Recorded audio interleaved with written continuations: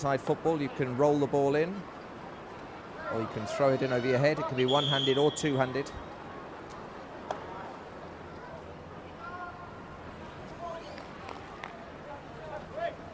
Free kick to Argentina.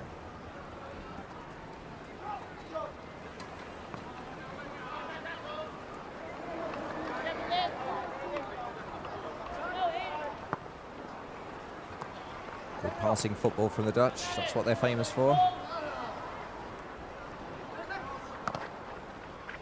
Visca just failing to get it under control.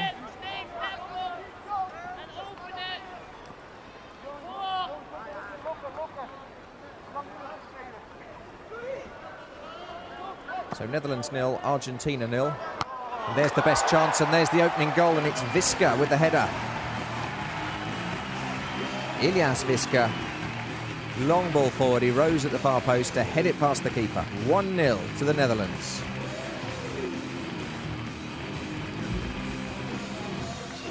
Goal scorer for the Netherlands, number 11, Ilias Visca.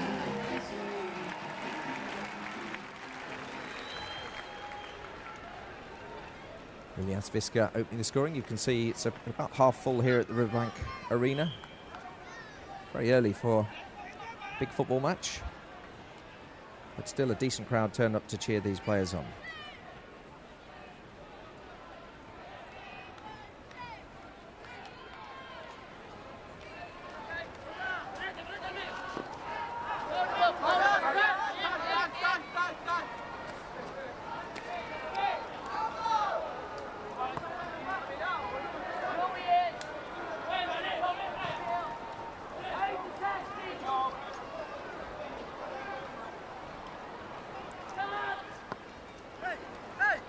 So after a very bitty start to the match, good patient passing football from the Dutch paying dividends. Here's the goal scorer, Visca.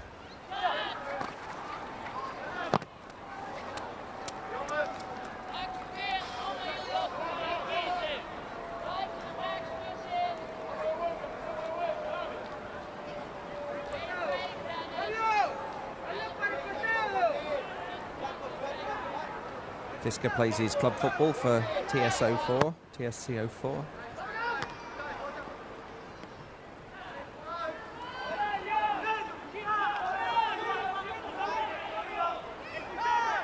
Van Altena.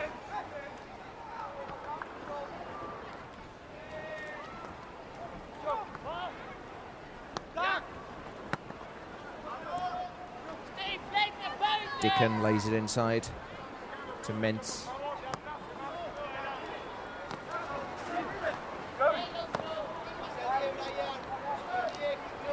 Back to Mentz. Across to Swinkels.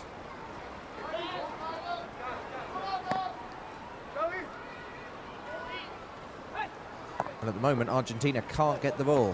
Long ball forward again. Here's Viskans, the goal scorer. And there's number 2.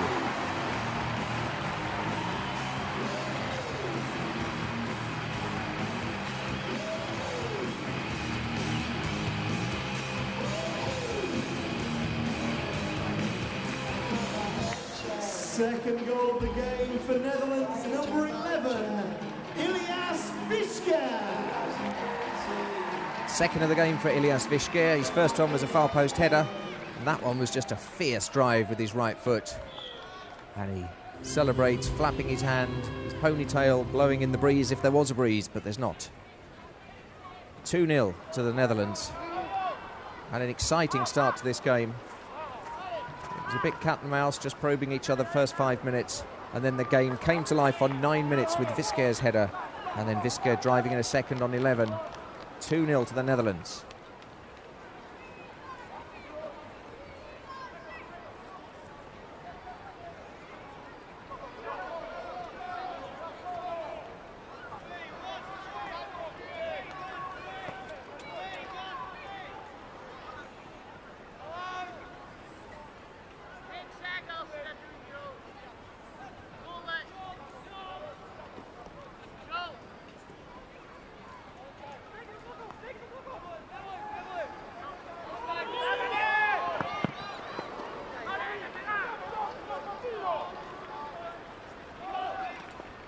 Winners of this match will finish 5th in the tournament.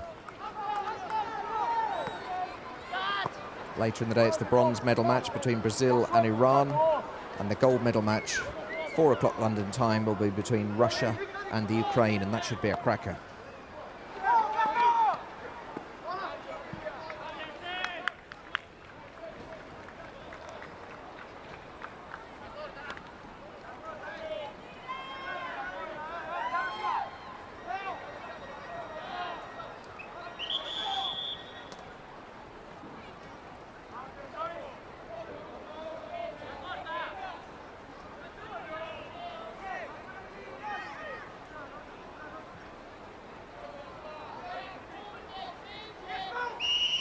Referee blows his whistle. Corner to Holland. Cleared away well by Argentina.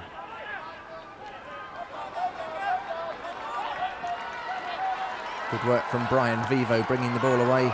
Wanted the ball back from Korea, but didn't get it.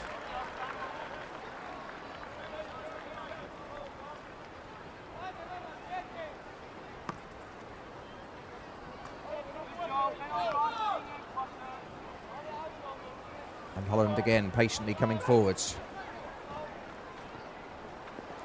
Fisker, the danger man in the box. He's the one they're always trying to find. He's on a hat-trick at the moment. Lokoff.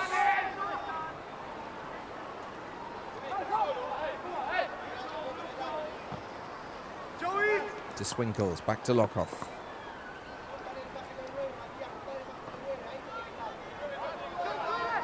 Swinkles again.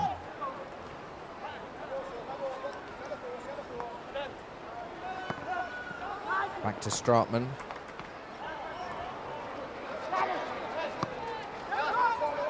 And there's the goal scorer, can't control it this time. Oh, and it does come to Fisker, who's crept into the far post position. Tried to just curl it in at the far post. Ball coming off Stratman. And the first time shot from Fisker, just wide of the post. 2-0 the Netherlands lead, 15 minutes gone.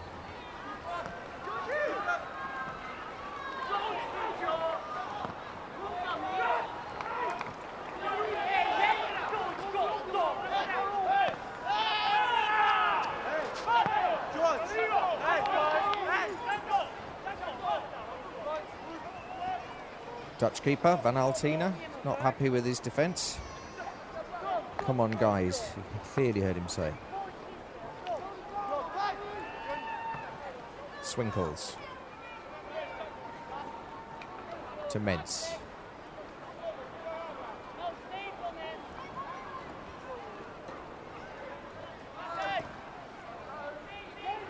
Lokoff down the left-hand side.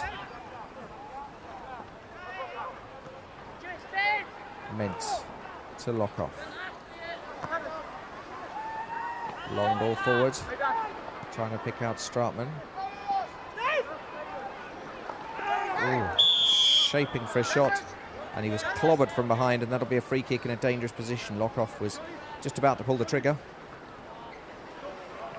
when in came the challenge.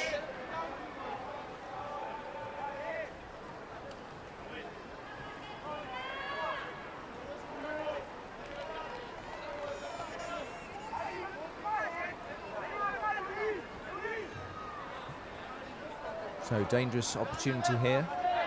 2-0 the Netherlands lead. Fisker getting both of the goals. What can they do with this free kick?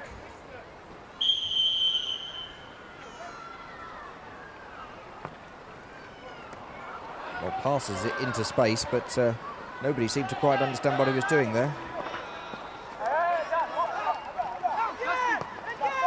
Sliding challenge from Figueira. But straight back into the action, ball comes across, and there's that man, Fisker again. That's his hat-trick. 3 goals for this man after just 17 minutes.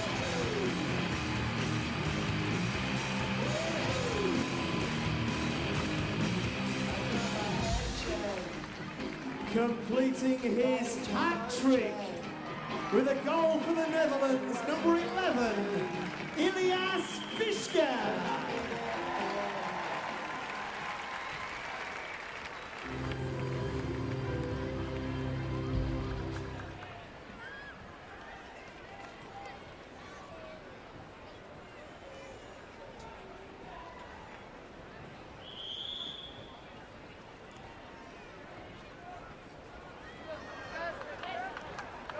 So what a start for the Netherlands. After just 18 minutes, they lead 3-0. Fisker getting all the goals. And you'd have to say that looks like game, set and match. Coria for Argentina. Argentina yet to have a shot in anger on target. Lugrin throwing the ball in.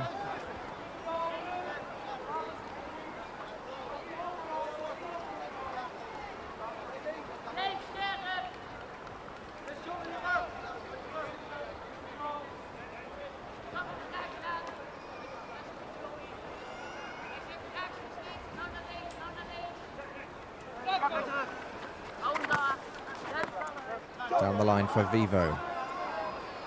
But again, Argentina losing possession. And that's been very much the problem for them so far. Most of the play's been in the Argentina half. The Dutch just passing it around nicely, playing the total football that their country is known for, developed by the Johan Cruyff side of the 70s. And it's very effective when played on a seven-a-side arena. Not so many players on the pitch, so if you can pass the ball around, saves a lot of running. But not if you pass it like that. So you're watching live football, London 2012, Netherlands 3, Argentina 0. I'm Jeremy Nicholas. Greatly enjoying this football here at the Riverbank Arena in the Olympic Park, in the shadow of the Olympic Stadium.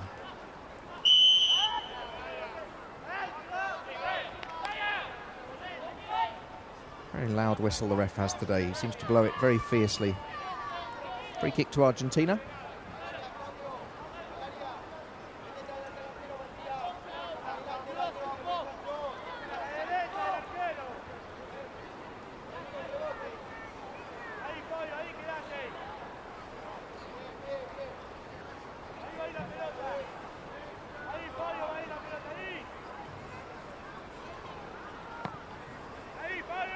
Figueira with the free kick, flicks on, but high and wide.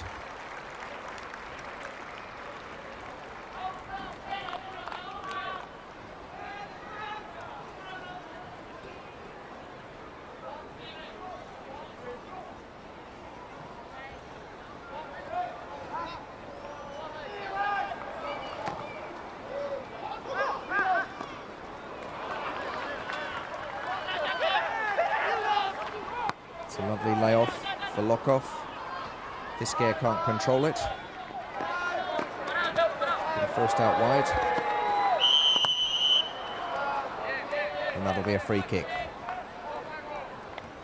So Argentina with Gutierrez in goal. 3 is Luquez, 6 Figueira, 5 Vivo, 9 Coria and 11 Fernandez with Lugrin at 10. The Netherlands have Van Altena in goal. And their outfield players are Lokov is 10, Dicken 14, Mentz is 15, Fisker, the goal scorer, is 11, Swinkels is 9 and Stratman is 7.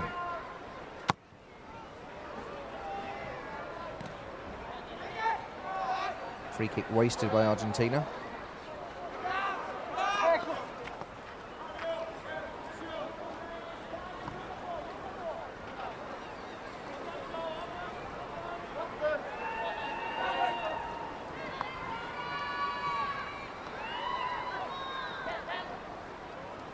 Winners of this will come 5th in the tournament, and the gold medal match will be between the Ukraine and Russia.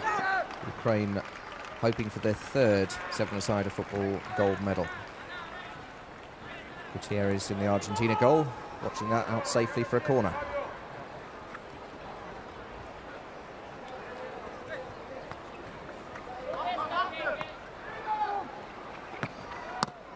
Shot on target from Lokov, but it was never going to trouble the defender. Luquez putting it safely away.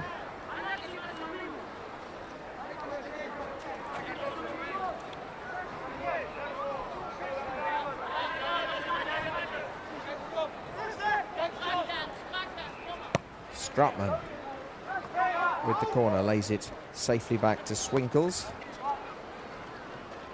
The Dutch in no rush. Mentz is going to have a shot.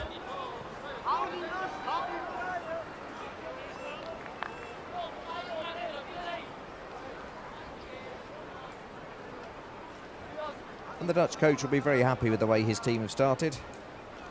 So will the Dutch fans, as always, bedecked in orange. Some lovely Netherlands flags for earrings on those ladies.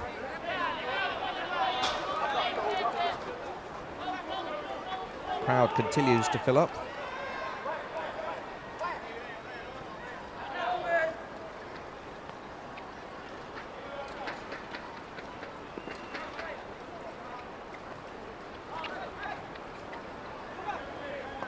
Brazil-Iran match for the bronze medal is at 1:30 London time, 4 o'clock for that final, Russia against Ukraine. But this is for 5th place, and at the moment it's going to the Netherlands.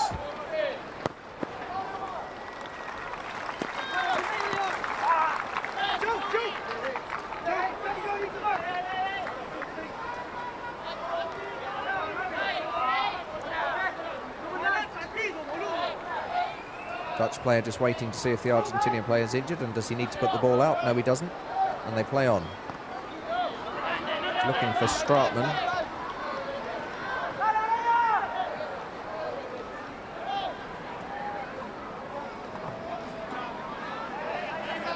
And it's always a Dutch foot first to the ball at the moment.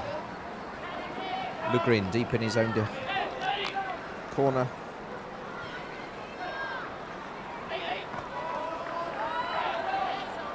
Coria to Vivo. To Lugrin. Better possession play now from the Argentinians. Lugrin pushes the ball. This is a good period of play. Argentina yet to have a real chance on goal. Headed out wide. Fernandez with no real power. And Coria can't get there.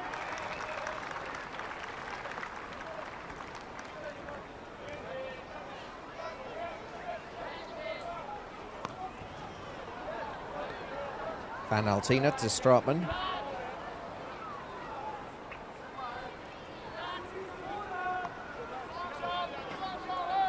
Lock off back to Stratman. Mentz inside. Opts to play it wide to Swinkles.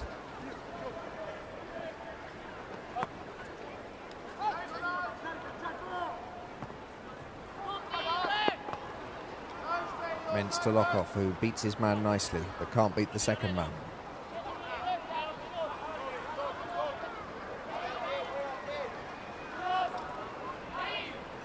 Lugrin back to Figueira. Vivo on the overlap to the left if they can find him. Oh, that's a poor ball. Fortunately, they get the free kick. Coria was in the centre forward position, but Vivo was in space here on the left-hand side if they could have found him. But it was a poor cross that didn't reach Vivo and was behind Coria. And he was just lucky that Stratman came in and fouled him, and they get a free kick in a decent position. So 3-0 to the Netherlands, and Argentina now with their first real chance on goal.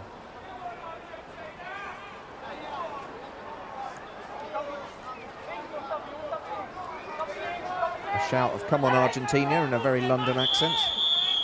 Figueira with the free kick, left-footed, straight at the wall.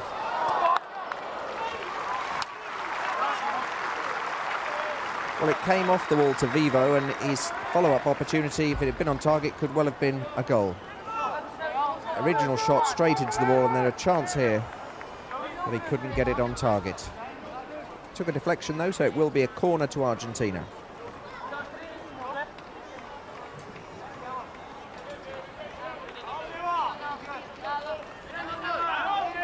Luquez with the corner.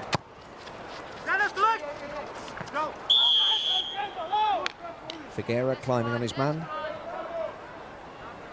and that will be a free kick.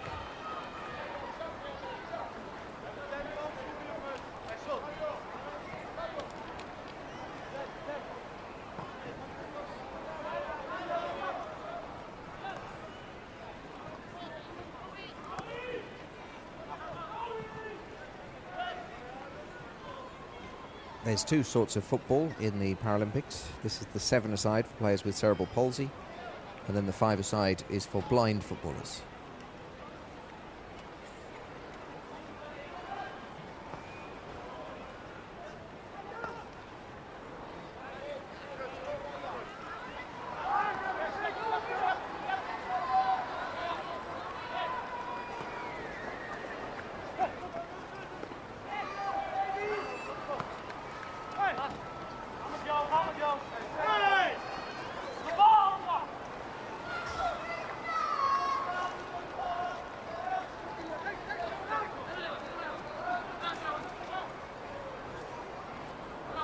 Fernandez leaves it to Lugrin, rolls it in. Perfectly legal, you can roll it in or throw it in over your head, one or two-handed. Vizquer gets it away. This is good pressure now from Argentina. Lugrin just caught a little bit in possession there.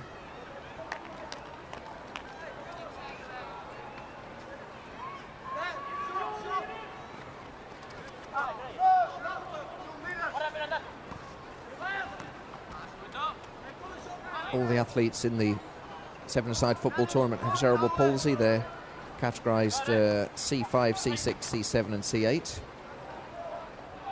I'll run through what that means in just a moment. But Figuera lays the ball wide to Luquez, and he loses out to Stratman. C5 athletes have difficulties when walking and running, but not when standing or kicking. C6 athletes have problems controlling their arms while running. C7 athletes have coordination problems in one arm and leg on the same side of the body. And C8 are the athletes whose impairment least affects their football.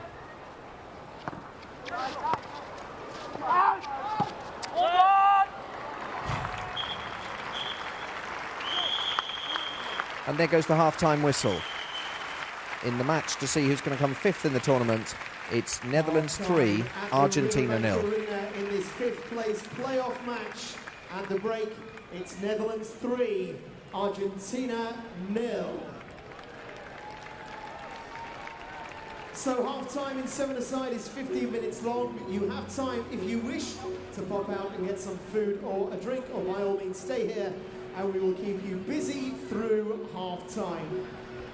If you are heading out to get some food or a drink, please be safe as you leave the stadium. Make sure you hold on to the handrail as you go down the stairs, and please use both sides of the staircase. Listen also to any instructions from our stewards, because they are there to keep you all safe. Please don't stand on the seats, and please keep the exits clear. Don't stand or sit in the gangways. Please keep moving as you leave the stadium. So the crowd just being told not to stand on the seats. You'll find a Quite why they'd want to do that at half-time, I don't know. Let's have a look at the stats then. 4 shots on goal for the Netherlands, 3 of them resulting in goals. Argentina, no shots on goal at all. 4-1 on corners to the Netherlands, 5-2 to Argentina on free kicks. And the Netherlands have committed 5 fouls, Argentina 2. No yellow cards or red cards yet. And the Dutch have had 57% of the possession compared to Argentina's 43%. We're going to have a look at some highlights of the first half, and we'll be back shortly with the second half. Is inspire a generation, and that goes not just in this sport. So here's the highlights of the first half. If you're just joining us now, it's the Netherlands 3, Argentina 0. And all the goals coming from Vizquer, a header, a drive, and then a decent pass. Here's the best bits.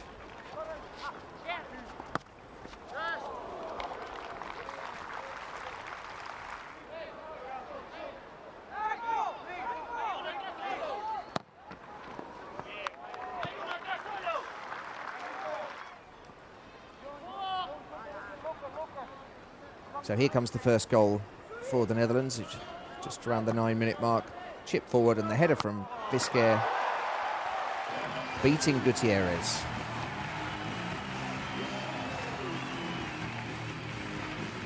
Vizquer with the Andy Carroll style ponytail. Hup Holland, it says on the banner. And then just a couple of minutes later, Vizquer scored again. The ball comes out, and watch this for a cracking drive coming up from Vizquer. He's happy with that one.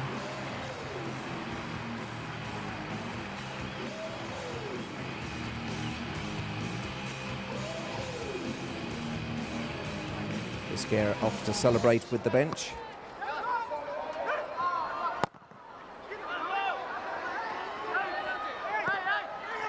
He nearly got his hat-trick on 15 minutes, but the ball went wide. But then here is his third goal. Move breaks down, Stratman winning the ball back for the Dutch, pushes it down the line.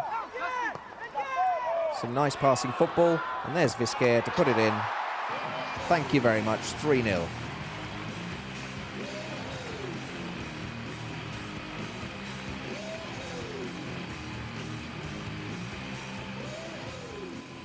Nice hat. And that's the way it stands at half-time. So we'll be back shortly with the second half, but at half-time from the Riverbank Arena, it's Netherlands 3, Argentina 0.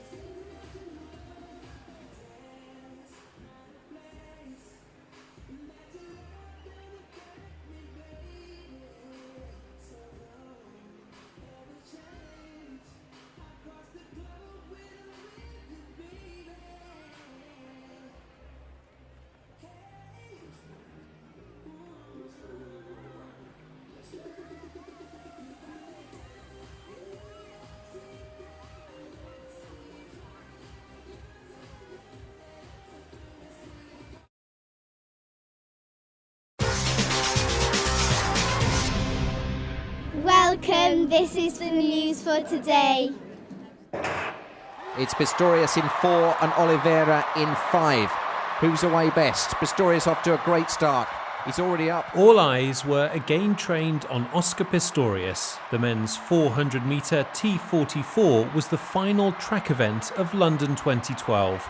The South African Blade Runner had failed to retain the 100-metre and 200-metre titles he won in Beijing, but the 400 metres is his preferred distance. Looks like he's got this one in the bag. Can he set a new world record? Oscar Pistorius of South Africa. Oliveira of Brazil making no headway at all. Oscar Pistorius is going to win it. He's storming down the last 100 metres. It could be a great time. Will it be a world record? Oscar Pistorius from South Africa, 44, 45, 46.68. It's a new Paralympic Games record, but just outside the world record of 45.39. Oscar Pistorius has had his revenge. He's beaten Oliveira this time. Kisses the South Africa badge. And the Blade Runner has set the world alight here. Irish sprinter Jason Smiths completed a fantastic double win at the Paralympic Games by taking the 200-metre T13 gold medal, setting a new world record in the process. Smith, who's visually impaired, came home ahead of Alexei Labzin and Artem Loginov in third, both from Russia. Earlier in the Games, the fastest Paralympian on earth also retained his 100-metre title he won in Beijing. Meanwhile, Evan O'Hanlon mirrored Smith's achievements in the T38 class.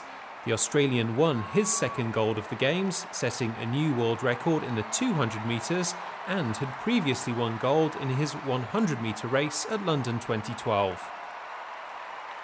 O'Hanlon setting a new world record in the process, 21.82 seconds. A successful end to an incredible Games for Matthew Cowdrey. The Australians collected 7 medals in London, 2 silvers, and now 5 golds after finishing first in his final race, the 100-metre freestyle S9. That takes his lifetime Paralympic gold tally to 13. He's now Australia's most decorated Paralympic or Olympic athlete. It's the end of a very long week, unfortunately, and everything's starting to hurt a little bit more than it did at the beginning, but really happy with that race, really well put together.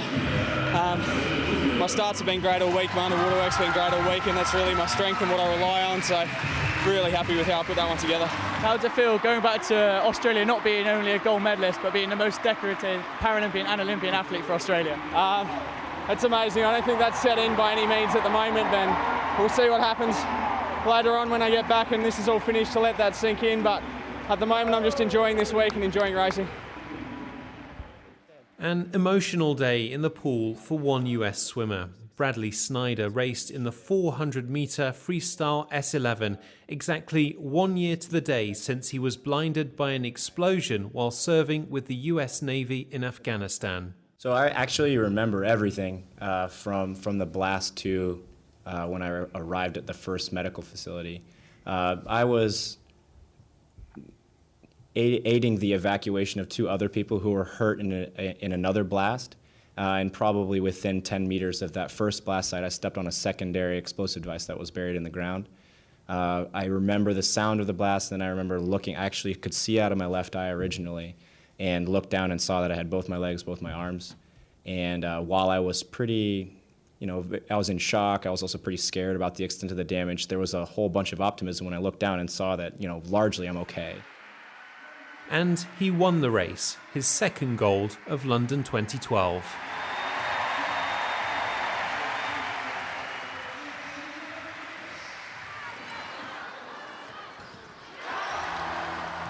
In a fully packed North Greenwich Arena, Germany's women won the gold medal in the wheelchair basketball tournament.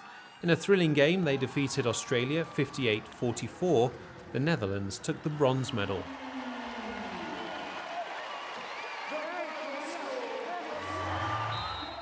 China's women have retained their sitting volleyball title.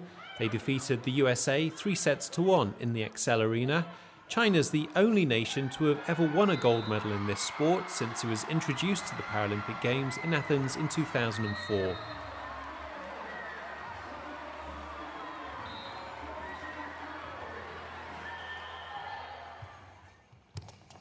The medals have been handed out in goalball at the Copper Box. Japan beat China in the women's final, with Sweden picking up bronze.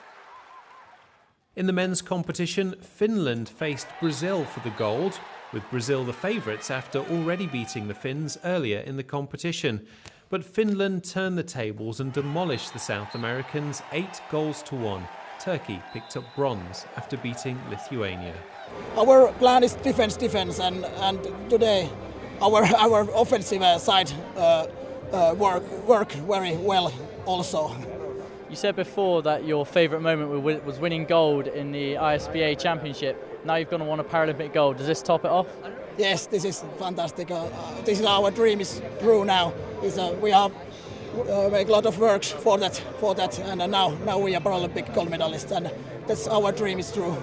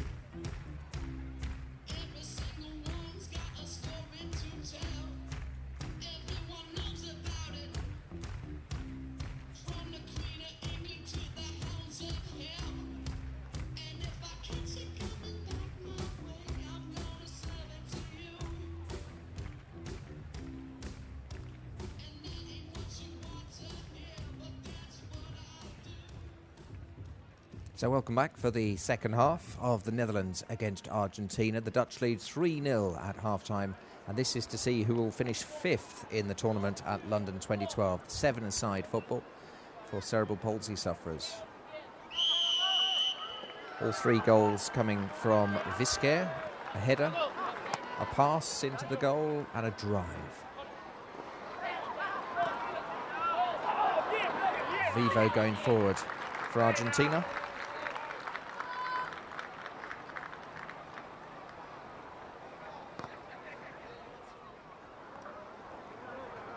The Dutch have been well on top in this game. In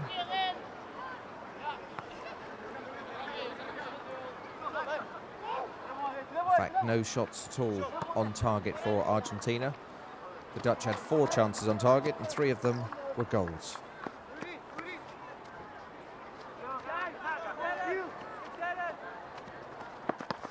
Visquer with the throw-in, gets it back.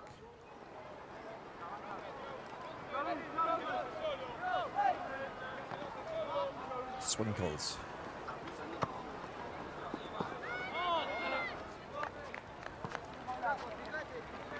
Figueira of Argentina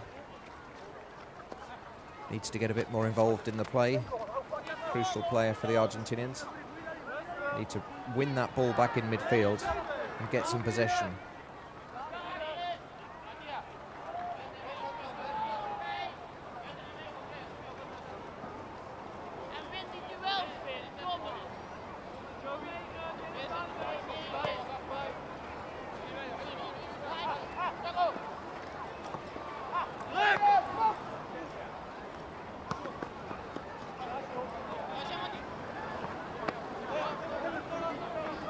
Swinkles very calm at the back all the time for the Dutch.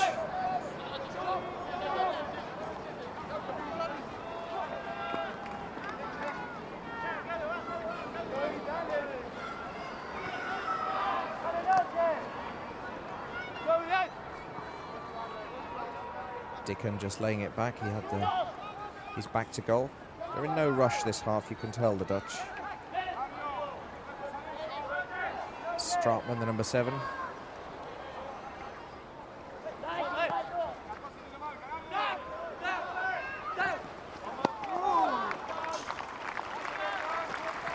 Blonde hair of Dickon, looks up, doesn't keep that head down, and the ball over the bar.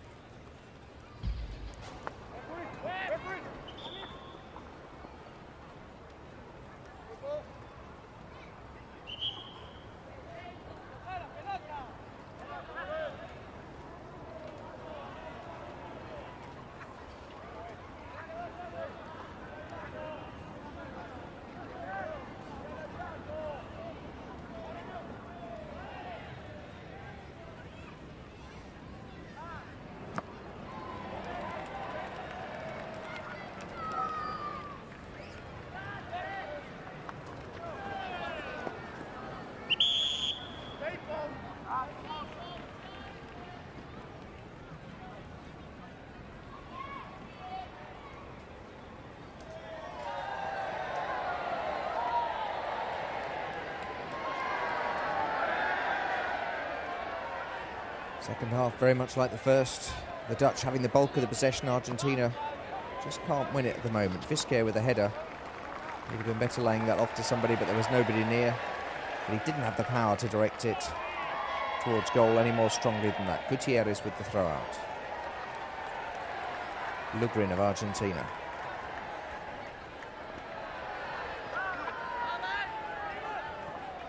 Headed to Visquer, who scored all 3 goals in the game so far. Visquer with the throw.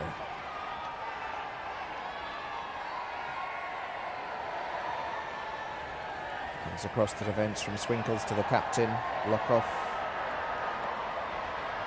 Dickon pushes it forward to Straatman.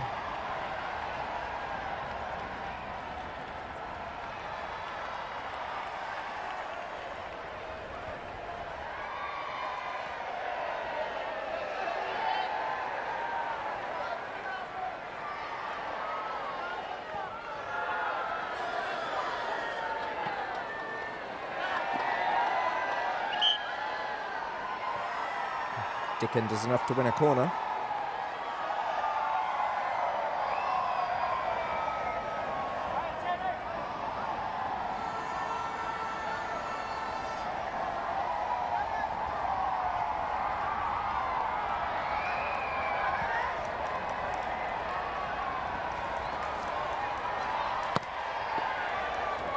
Corner comes in. Visker, if he can get to this, is a danger.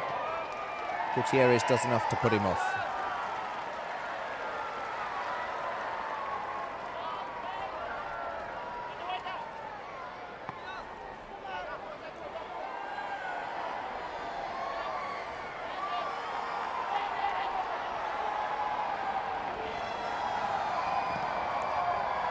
Luquez losing out, and Visker on the break now.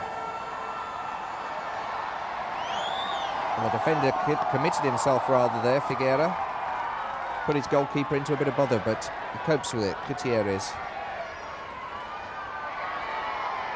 There's no need for Figueira to slide in there. Could have just stood his ground and waited for help.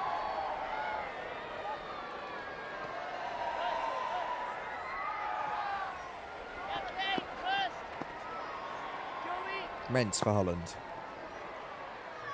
Switches it across to the right to Dickon. Back to Swinkles.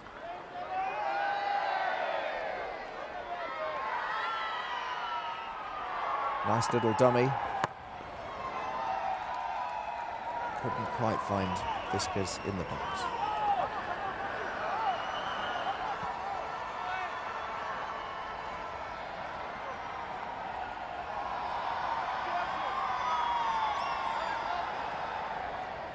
Again, Visker.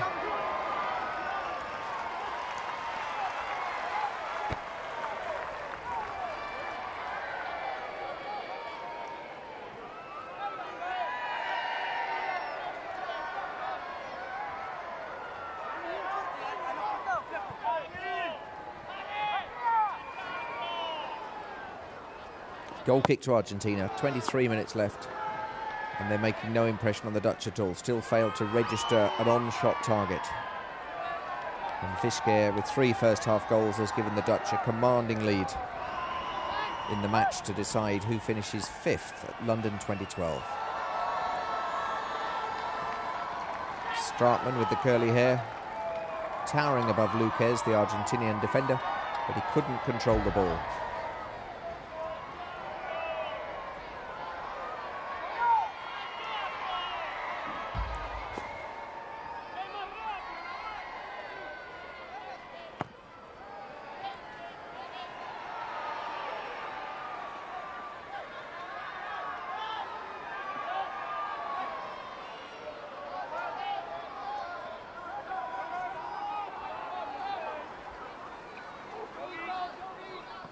Shadows getting shorter as the sun rises in the London sky.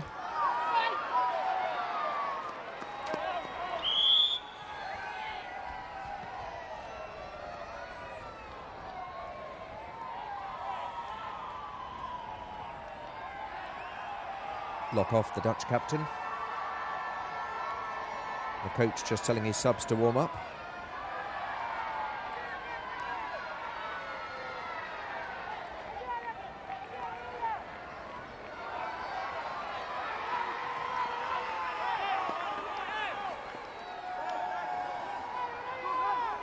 It's just that final ball from Argentina that just continually breaks down, but they've won it back now. Shapes for a shot, and that's not far wide.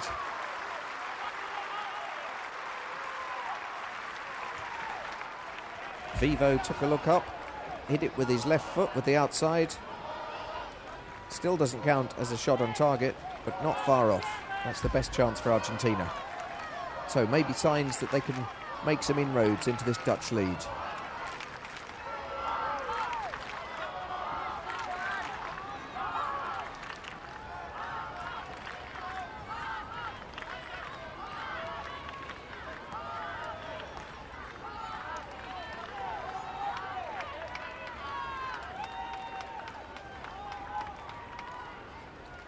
Dutch once again building patiently from the back. Visker, that's the deepest we've seen him, to his captain, Lockhoff, to Stratman.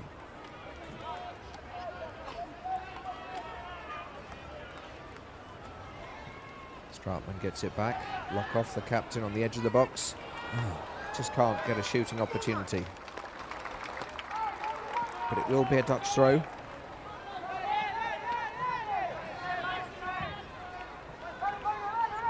The green of Argentina. Visker with the throw. To Dickon, back to Visker. Lugrin safely watches it out for a goal kick.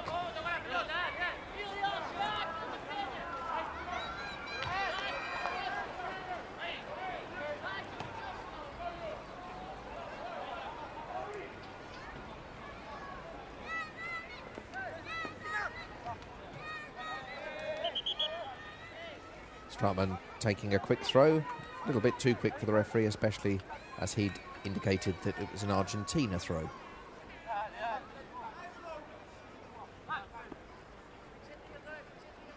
A few of the players look as though they could need sunglasses. You see the ref screwing his eyes up there. Swinkels needed to make that challenge as he was the last man. Lockhoff. Stratman.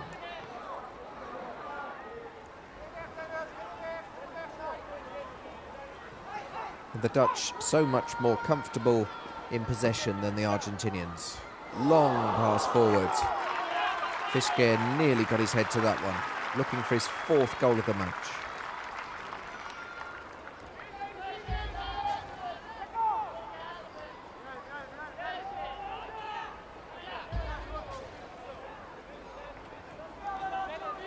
Just diverting it past the post, but nearly getting his head to get a full contact on the ball.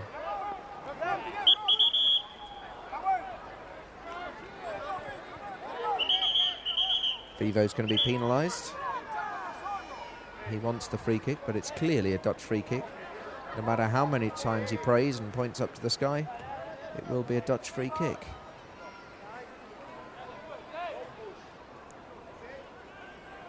Just telling Vivo not to push.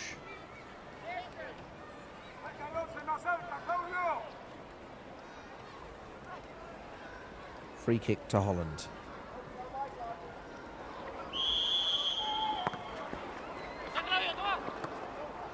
Visker. No, he couldn't control it. And now Argentina can break down the left-hand side.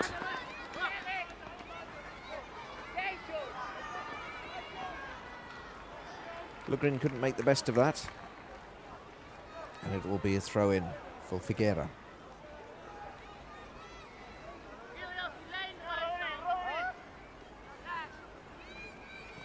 Lugrin down the line.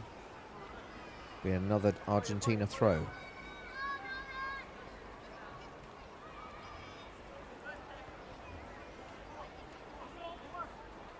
This time he rolls it in, underarm.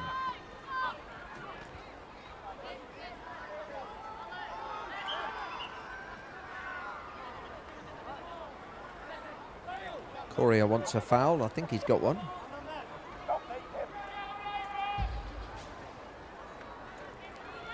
Yep, clearly being held.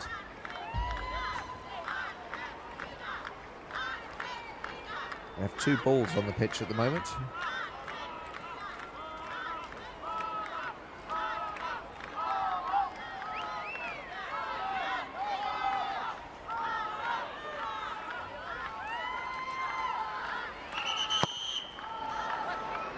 Correa drives it in, but the ref wanted to blow the whistle first.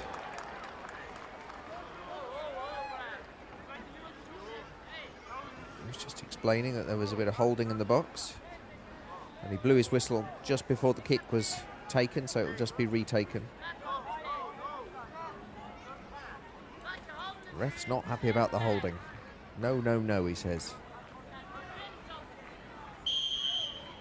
Correa again with this free kick.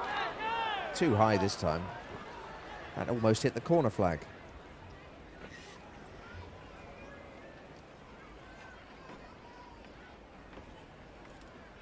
So not going the way Argentina wanted. Van Altina rolls it out to Swinkels. Upfield to Stratman.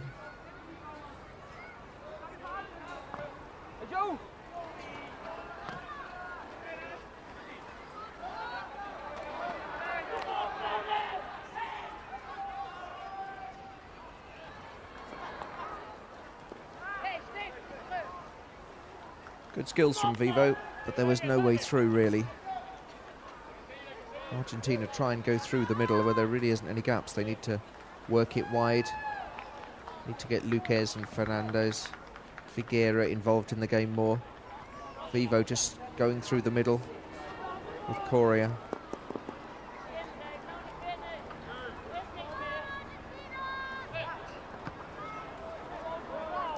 This time they do work it wide, but there's nobody there at all. Just not using the wings, Argentina, at the moment. Everything's just going straight down the middle, making it very easy for the Dutch to defend. So it looks like there might be a substitution on its way for the Netherlands.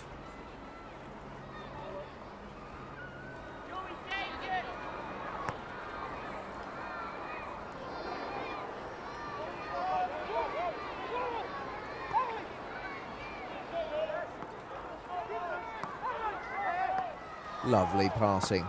Straatman gets the ball back. It should have really gone wide to his captain. And again, lock off. In a position, Straatman opted to go on his own.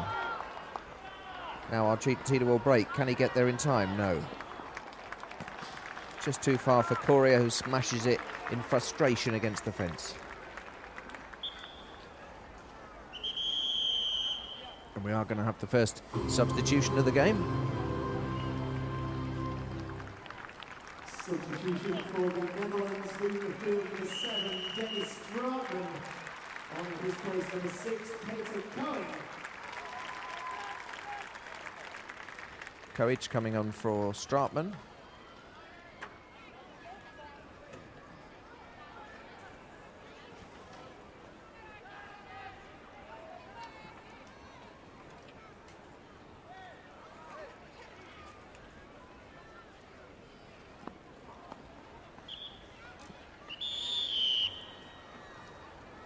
Ref's enjoying blowing that whistle. And a substitution for Argentina. Vivo's the man to go off. Substitution for Argentina, leaving the field number 5, Brian Pivot, replaced by the Royals, Marcos Salazar.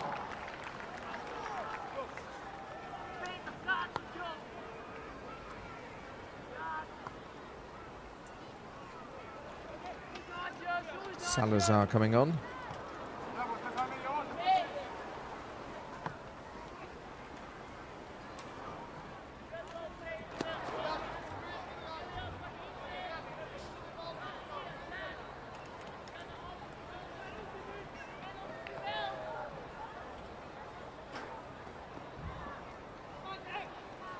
So let's see if the substitution can change the fortunes for Argentina. Vivo, the man who, quite a small man, kept trying to go through the middle. Let's see what Salazar can do in his place. That's Fernandez, number 11. Clearly see a handball.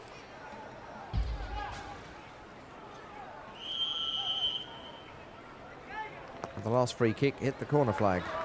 That one's much better. And the Dutch didn't really deal with that, but they got lucky.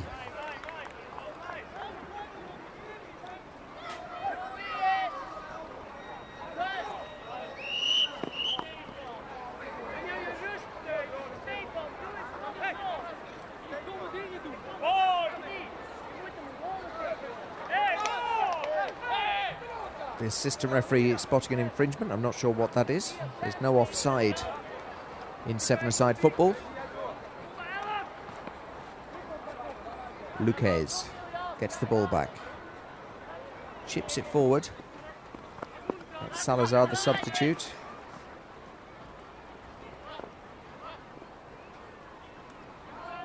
Argentina keep possession, but they're right back in their own half. And Fernandez forced to lay it back to Gutierrez. To Luquez, playing it at right back today. Substitute can't control it. Dicken for Holland.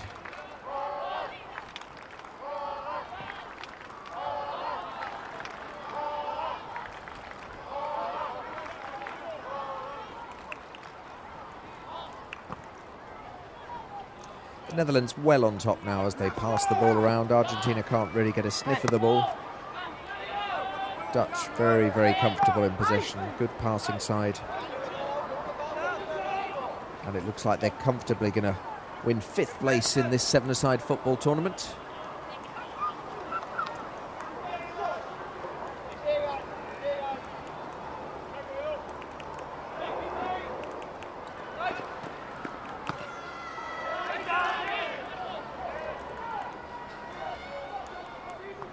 Coming up later today, Brazil face Iran for the bronze medal, and then the final for the gold medal, 4 o'clock London time, Russia against Ukraine.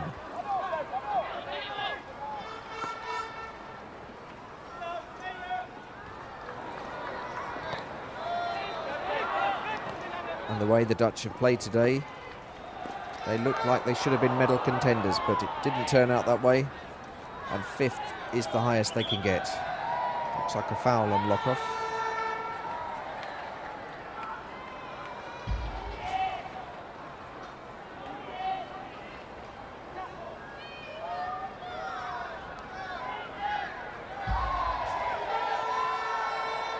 Free kick taken quickly. Dickon. Back to Swinkles. Lovely 1-2 between Dickon and Swinkles. Swinkles not mobile enough though to get to that return.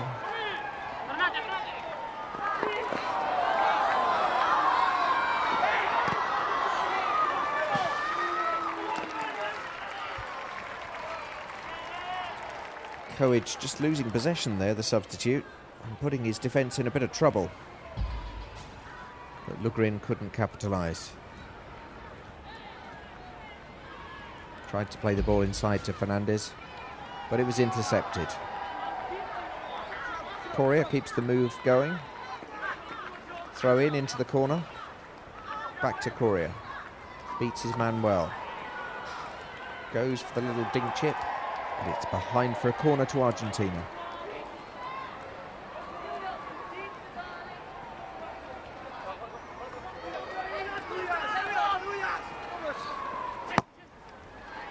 Drives that ball across. Salazar really belted that one. Just needed a head to get to it, and it would have gone in. But it was just so fiercely driven, I don't think anyone was expecting it to come that fast. Calm play from Lokhoff to Dickon. The ball worked out defence, and that's a wasted pass.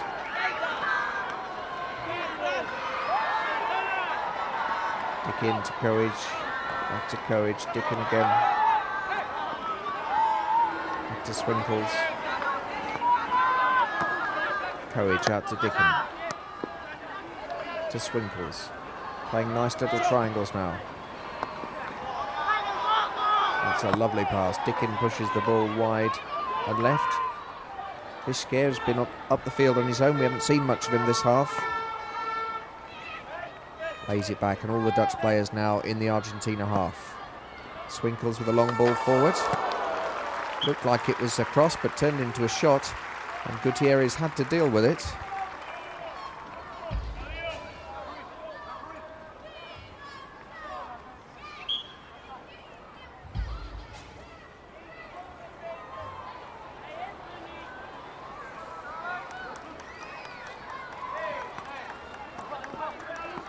Nice and sunny, crisp London morning.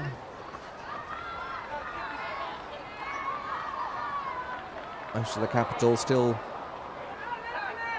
having a lie-in, but here at the Olympic Park we're up nice and early for the football. 4 matches in all today, culminating in that Russia against Ukraine gold medal match at 4 o'clock London time. Russia, the slight underdogs as the Ukraine bid for their 3rd gold medal in 7-a-side football.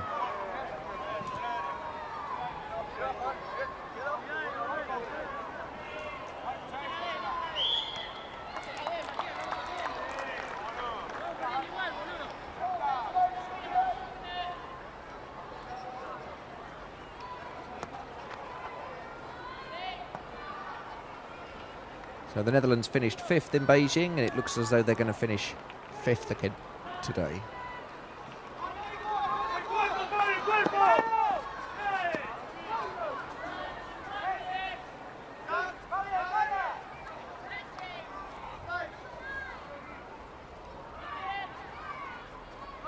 Dickin of Holland has had a good game. All of the Netherlands have played well. Standout players really, obviously Visquer with his 3 goals. He's been very good throughout the tournament. And Dennis Straatman. Curly-haired number 7, who's now been substituted for Koic.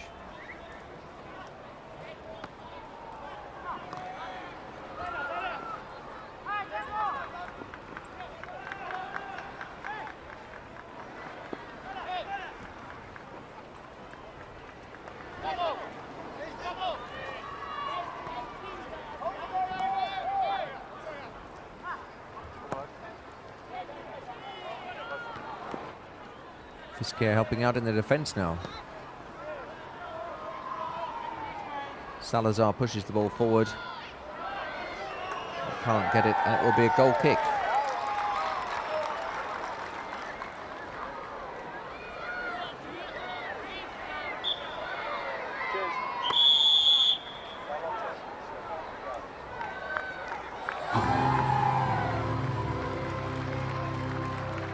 Substitution for the Netherlands, leaving the field after his 150th international appearance, number 10, Stefan Lockhoff.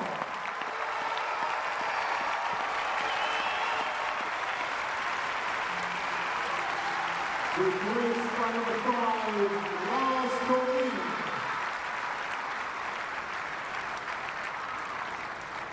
Lars Konin coming on. Stefan Lockhoff leaving the field there, the Dutch captain. 150 appearances now he's made for Holland.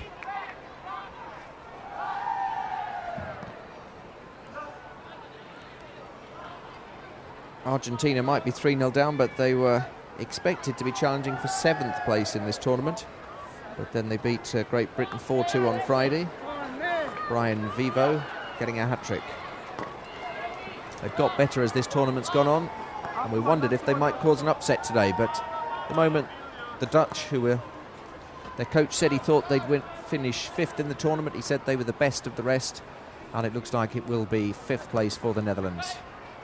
Argentina will have to settle for 6th. Still better than they thought they'd do at the start of the tournament.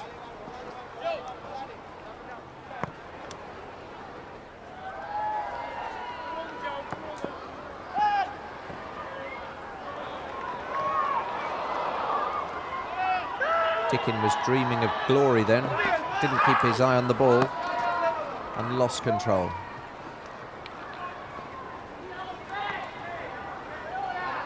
And the Dutch will come again.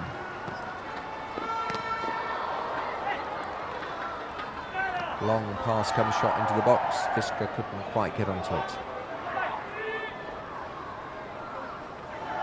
Swinkles, as always, tidying up at the back. It's a nice chipped pass forward. And Konin, the substitute, going for the return pass from Visca. The pass never made it.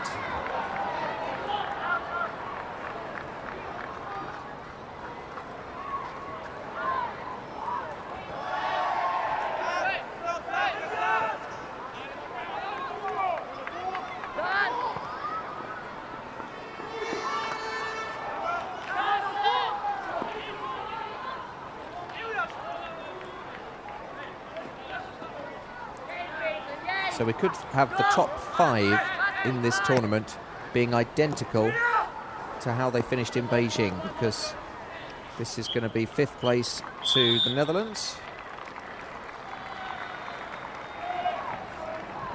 And they finished 5th in Beijing. And the other 2 matches in Beijing were exactly as they will be today. Same final, same bronze match. Replaced by number 7, Carlos Ferreira. And for the Netherlands, leaving the field, number 11, Ilias Visca. Replaced by number 2, Jeroen Vogt. So Visca just getting his round of applause. Nice touch from the Dutch coach Time is just about up. And we'll wait and see if these two substitutes even touch the ball.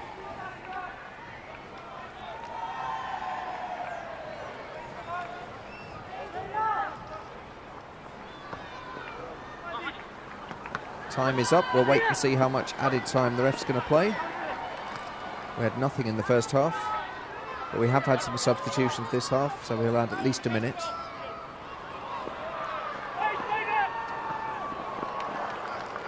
Dickens' route to goal is blocked.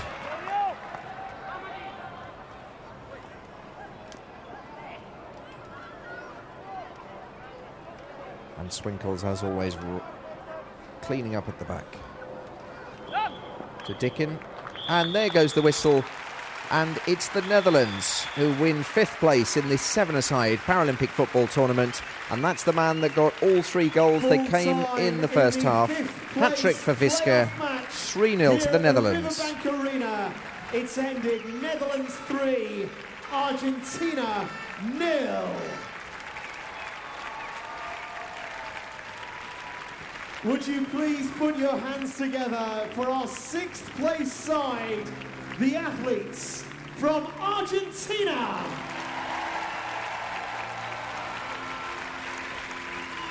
But ladies and gentlemen, the side finishing 5th at London 2012, let's hear it for the Netherlands!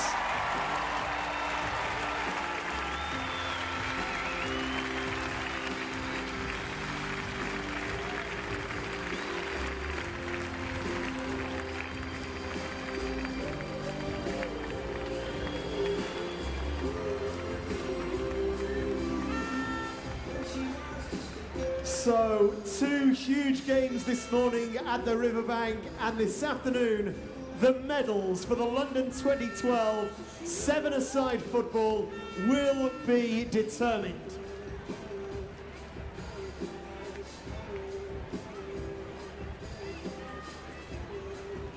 Thank you for your support at the Riverbank Arena this morning.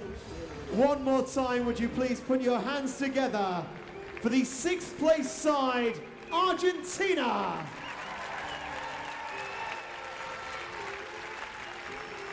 And the team finishing 5th at London 2012, the Netherlands.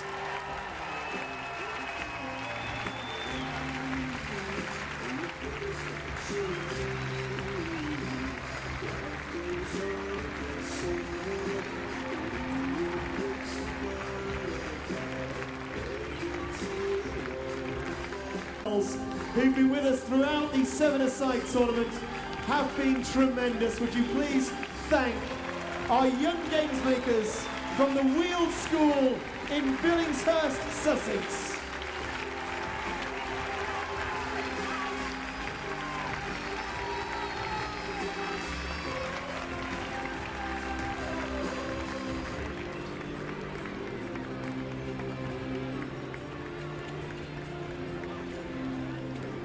So, ladies and gentlemen, that concludes this session at the Riverbank Arena. On behalf of the International Paralympic Committee and the London Organising Committee for the Olympic and Paralympic Games, we hope you've enjoyed your day.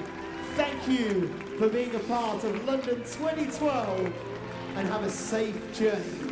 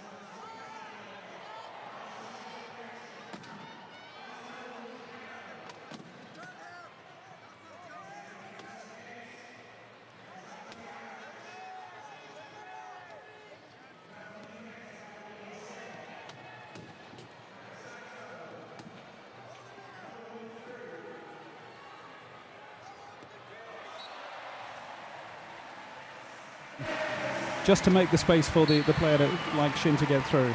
Yeah, a lot of work going on off the ball. So while the focus is on the ball, there's always a lot going on around the rest of the court, creating that play. Joe Delagrave again for the USA.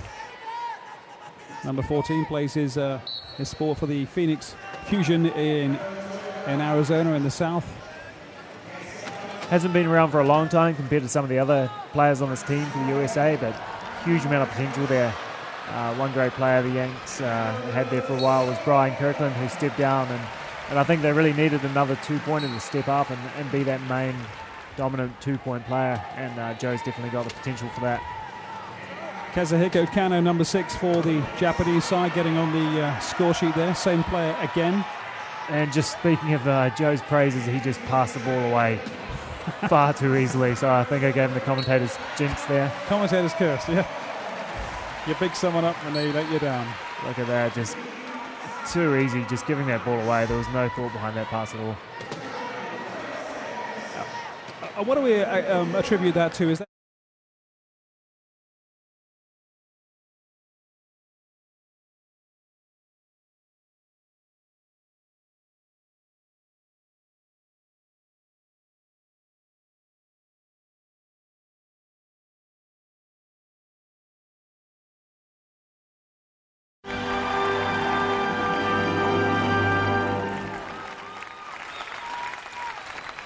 Ladies and gentlemen, the teams for the 7th place playoff match line up as follows, beginning with the United States of America.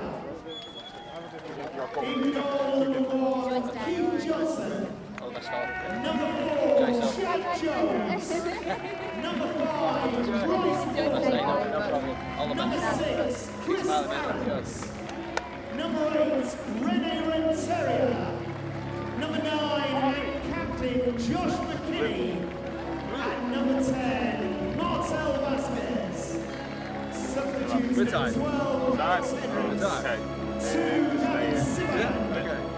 3,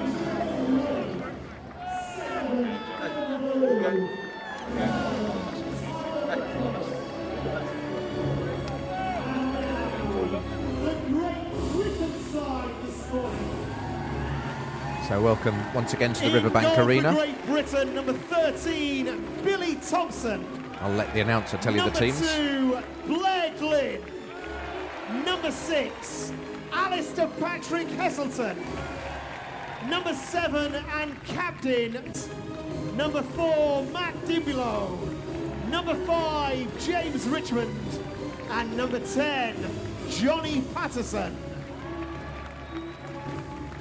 Our referee is Barry Huizinga, assistant referees Gary Polkey and Hayley Ives, and our 4th official, Alex Kirkley.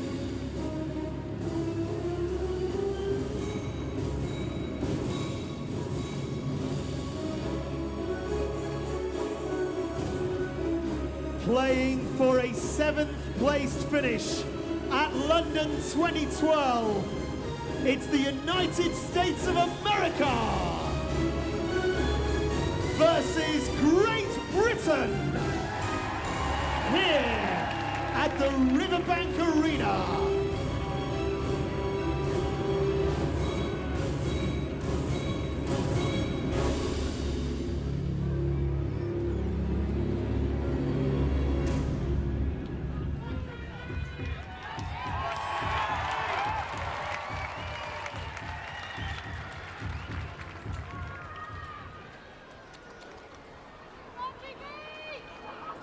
So welcome to the Riverbank Arena. For the start of this game, it's the United States against Great Britain, playing for 7th place in the Paralympic football. The 7-a-side tournament. This is for players with cerebral palsy. And Great Britain will be the fancied team here in front of the home crowd. The United States yet to win a match. In fact, they haven't scored a goal yet. Fletcher for Great Britain.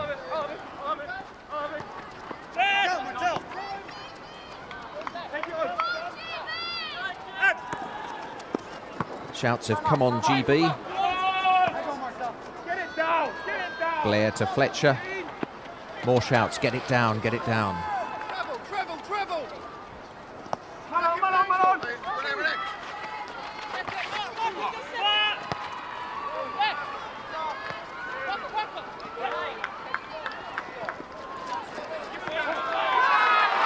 Diallo, the danger man for Great Britain, the number 11, lays it inside. And Sinclair, the number 8, couldn't quite get his foot to it.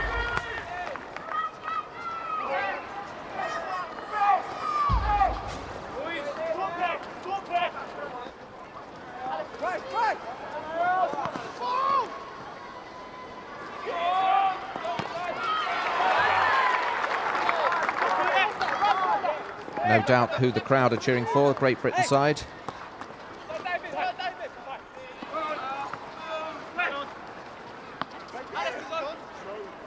Travel! Widen up!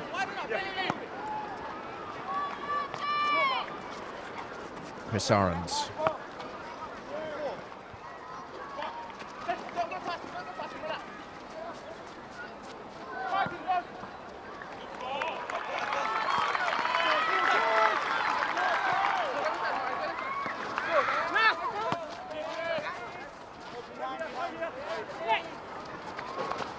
Ibs Diallo. Strong challenge from the American, but Diallo held firm. Fletcher.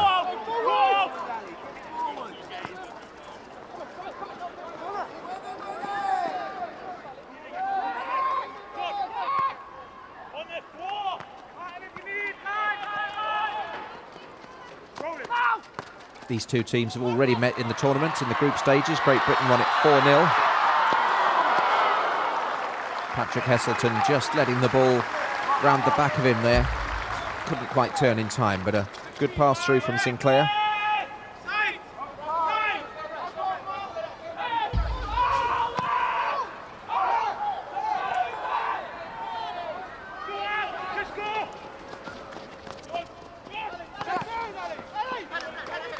Rentiera to McKinney.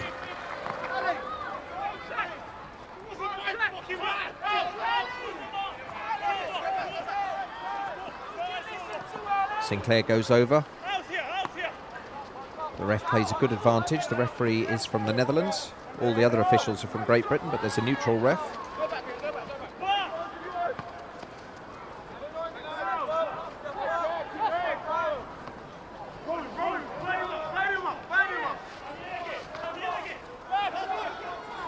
Blair to Patrick Heselton.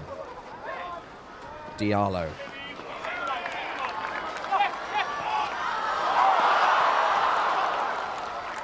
Back heel from Patrick Heselton, and Diallo couldn't quite make it.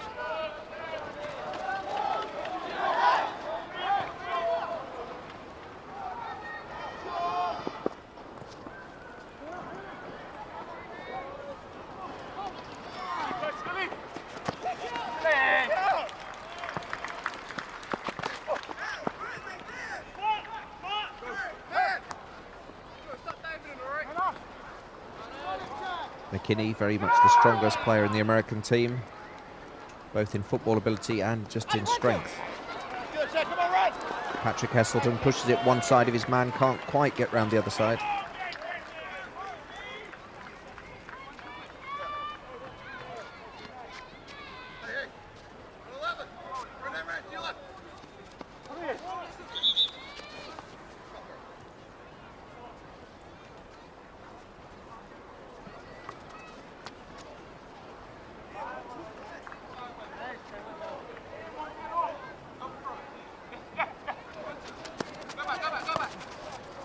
Barker with the ball for Great Britain. To Fletcher.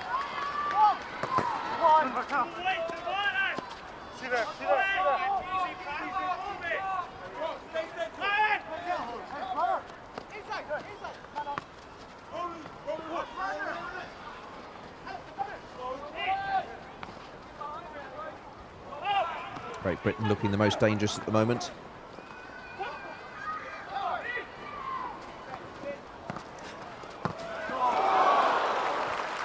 Nice possession, Diallo with the shot, but didn't get his head over the ball.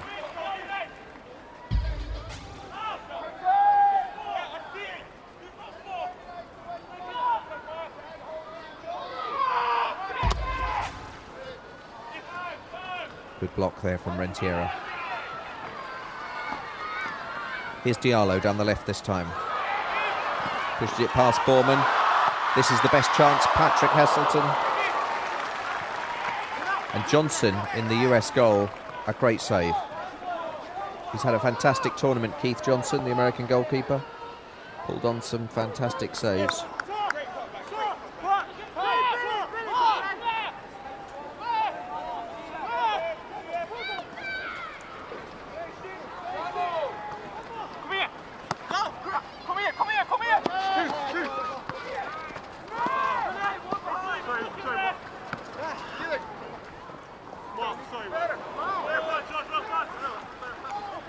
Well, he took his man out completely there. And he's still down. Fletcher clobbered the American there, and the Brits are complaining that the game's being stopped when the man's off the park. Well, the reason he's off the park is he got steamrollered off the park. There's that save from Johnson. And at the moment, it's all Great Britain. And the American goalkeeper has kept the score to 0-0. Ahrens is going to be okay.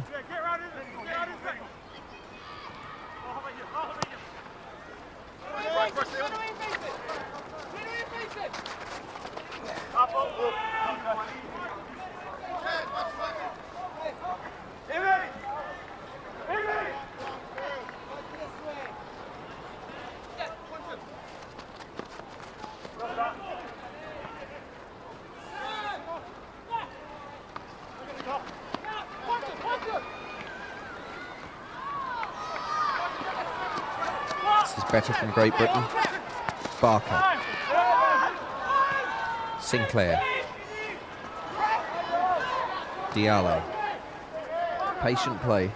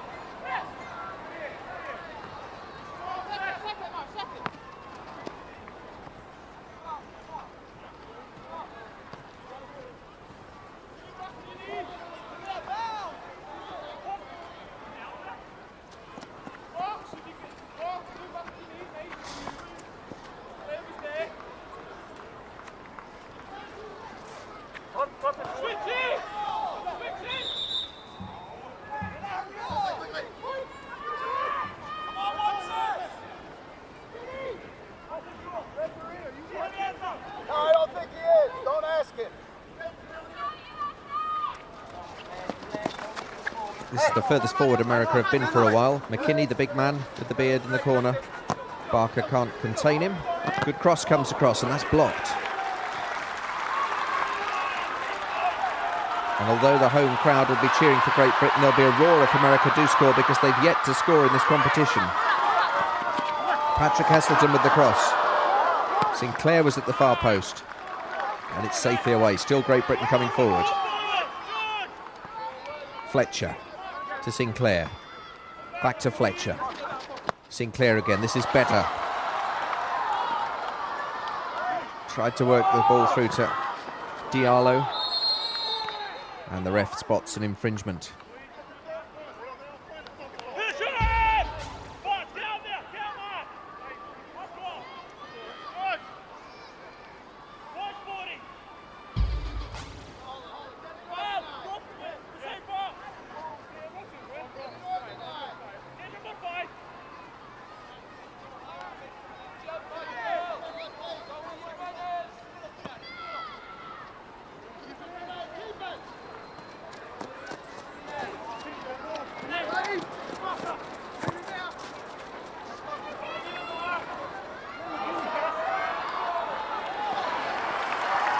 McKinney working the ball onto his left foot, shaping up for a shot. And Great Britain with some last-ditch defending there, just as McKinney was about to pull the trigger. Patrick Heselton driving the ball at the defender.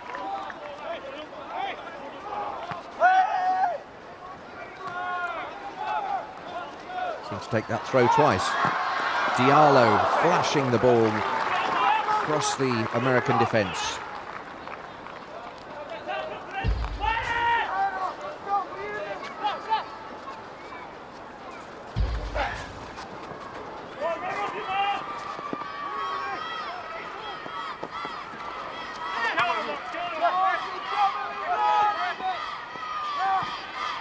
McKinney. Ball going all the way back to Borman. Good pressure from Diallo. And Borman, I was going to say he's going to conceded, but Jones coming to pick it up.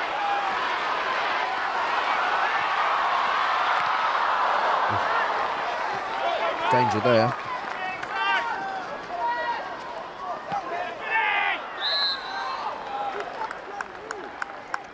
Harry! Harry! Harry!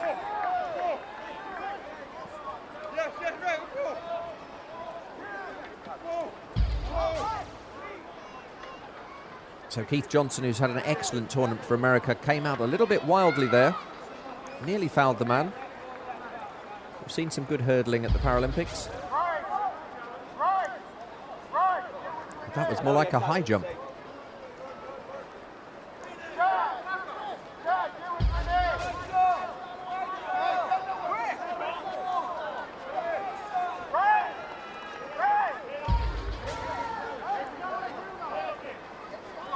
So a little bit of wrestling as well. We're getting all sorts of Olympic and Paralympic sports here this morning. But it's going to be a free kick to Great Britain. Patrick Heselton to take it. Alastair Patrick Heselton. Straight into the wall.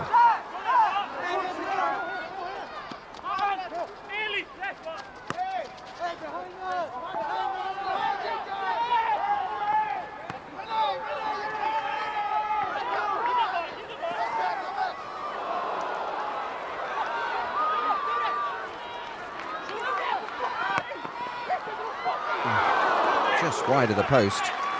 Renteria looking dangerous there. Breaking through. Low shot, and Thompson having to scramble in the Great Britain goal.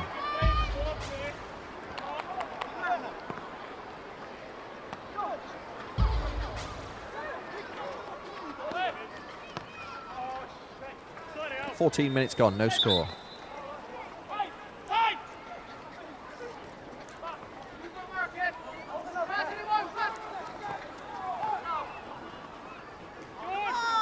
You're watching coverage of London 2012, the Paralympics Games, with me, Jeremy Nicholas. It's the seven-a-side football.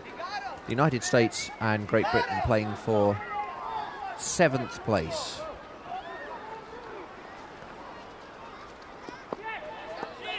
Later today, we've got the gold medal match between Russia and the Ukraine. The Ukraine bidding for their 3rd gold in the tournament over the years. Iran and Brazil, as they did in Beijing, will play for the bronze medal.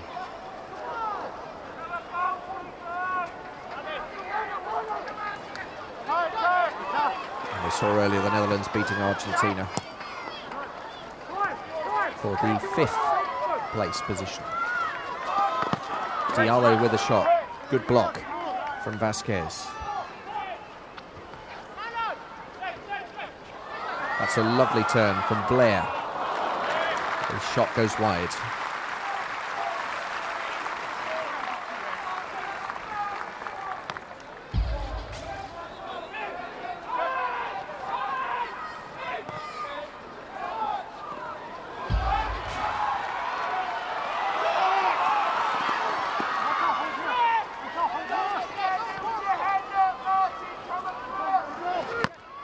Blair plays it across, comes back. That's a lovely little drag back from Patrick Heselton. Was he pushed?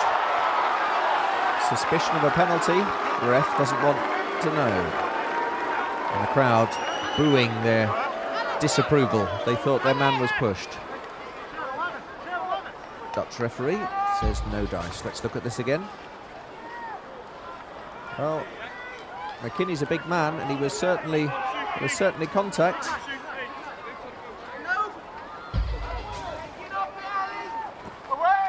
Patrick Heselton, good corner in. 3 Americans went for it.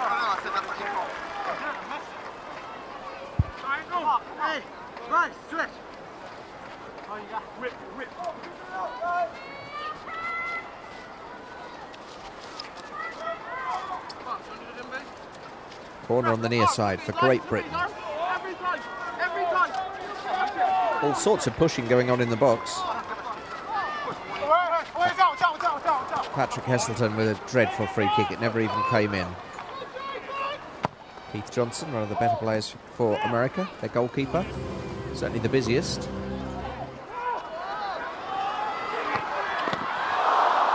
And he's busy again there. That's a great save.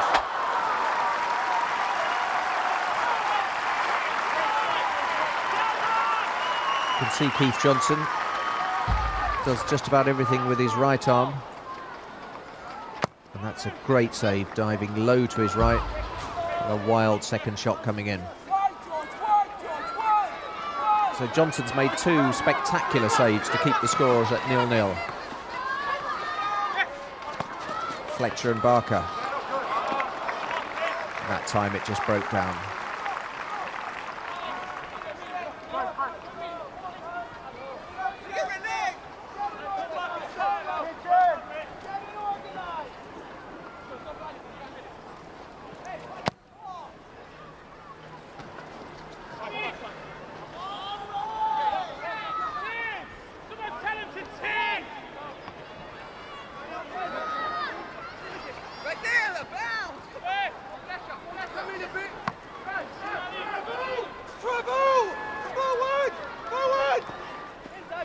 Lyndon Lynch, Great Britain coach, yelling swivel, forward, forward. They're moving forward. It's quite slow progress. Diallo.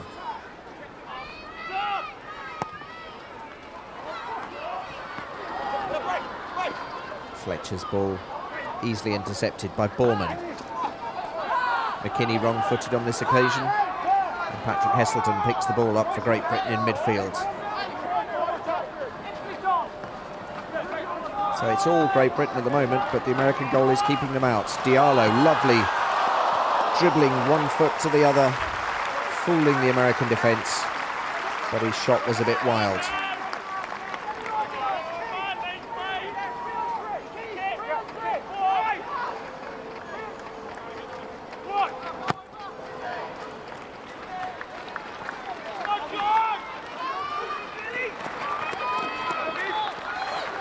Oh, that's madness.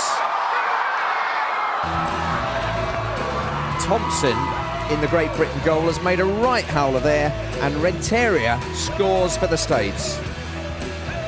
What was the goalie doing? Comfortable pass back. He didn't need that touch. Goal scorer for the United States of America, number 8, Rene Renteria. This first touch took far too long. Ball bobbles, goes across the goal, and Renteria puts it in.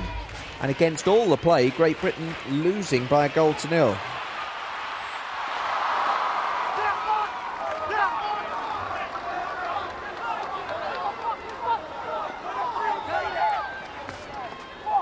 Well, it's only for 7th place, but the Great Britain coach Lyndon Lynch won't be happy with his goalie there, because Britain have had all the play, and now they're a goal behind, and they could go further behind here. Thompson comes out with his feet dangerously high, but McKinney backed off. Patrick Heselton on a good, fast, surging run. It's a great run from Patrick Heselton. Maybe he should have thinking about laying that off. And he just acknowledges to Diallo that, yes, you were in a better shooting position, but I was after goal of the tournament. Yeah. Good run, but not a good shot. The American goalkeeper's so good, you really have got to get your shot not only on target, but right in the corners to beat him. Here's Diallo. Johnson saving there. Comes back out to Patrick Heselton. That looked like a handball in the box. Again, the Dutch referees having none of it. And America will break forward. Here's McKinney. We have a match on our hands now. It was a very slow, sluggish start to the game, but with the Americans taking the lead against the run of play, suddenly the Riverbank Arena comes alive. Vasquez lays the ball back, and that's an aimless ball forward from Borman. Thompson, the Great Britain goalie, who made a real howler for that goal. To Sinclair, Martin Sinclair, his brother is Scott Sinclair, professional footballer in England, who played in the London 2012 Olympic Games for Team Great Britain, so a unique double for the Sinclair brothers. Martin Sinclair, known to his friends as Scott too, after his famous brother. Got into football after he became a coach on a scheme at Plymouth Argyle when Ian Holloway, the manager of Plymouth, offered him a coaching job.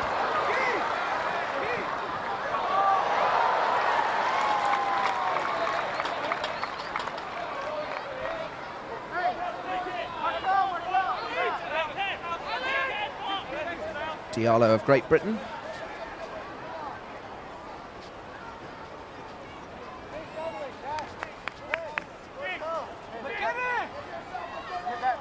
Vasquez for the United States. Looking for the big man, Josh McKinney.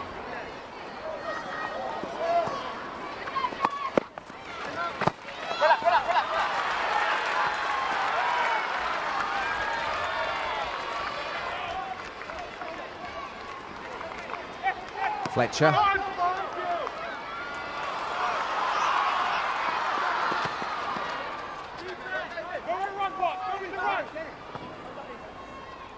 The Americans taking heart from that lead, and they've had a lot more possession since they took that shot lead. Lovely turn. Renteria, the goal scorer, to McKinney, to Jones.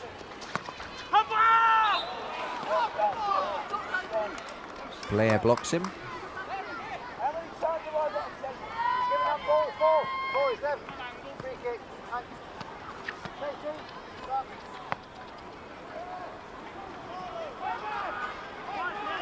So the handball gives the possession to Great Britain. Diallo has been one of the outstanding players of the tournament for Britain. Sinclair lays it back to Blair.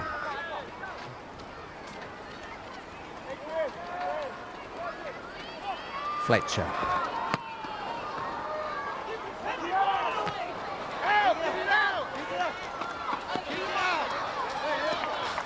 Borman being urged to kick the ball out. He does a bit better than that. He plays it off an opposing player and wins the throw.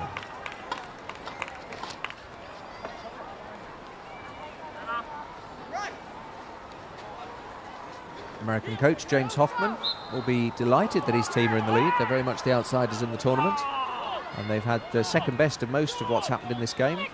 Their goalie's made some good saves, Keith Johnson, and Rennie Renteria taking advantage of a goalkeeper dwelling too long on the ball to give the Americans a surprise 1-0 lead. But since they took that lead, they've started to come into the game a lot more. Taking rather a long time with this free kick. Vasquez chips the ball forward. McKinney flicks it on.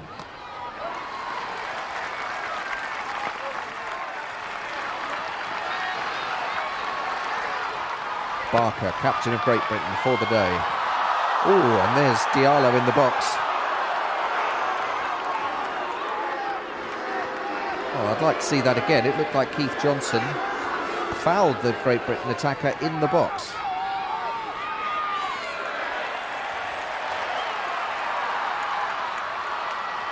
Patrick Heselton not at all happy. You could see the anger with which he came back there. Barker, the captain. Now Diallo. To Sinclair. Crowd making some noise now. Back in the box, Diallo.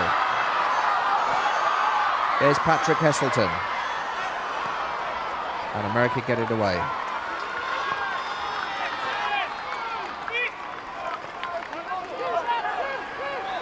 Jones to Barker, the captain.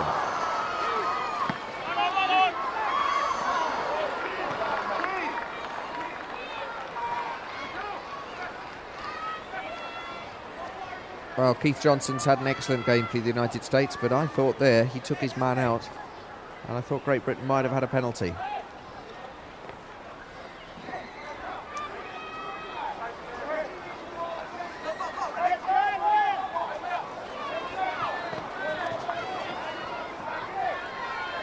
Blair to Fletcher. To Sinclair, does a lot of running. Martin Sinclair. And that's a great interception. Barker dwelt on the ball rather too long. Diallo, a long way back for him. To Blair, back to Diallo. Here's Barker. Oof. All Great Britain now.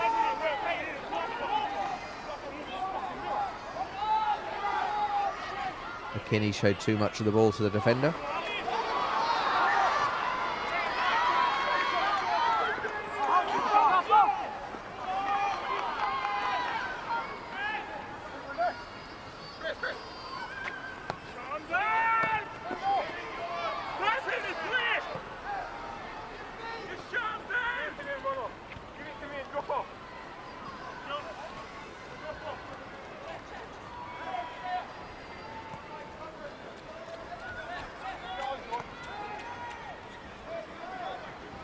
So after dominating the early part of the match, Great Britain find themselves a goal down.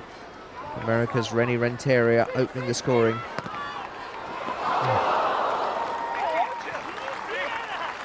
Good ball into the box from Patrick Heselton.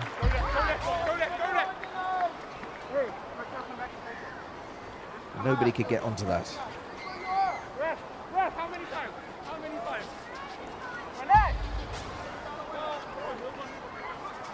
So we're coming up to half-time. Vasquez with the long goal kick, but Diallo intercepts. Great Britain would like to equalise before half-time.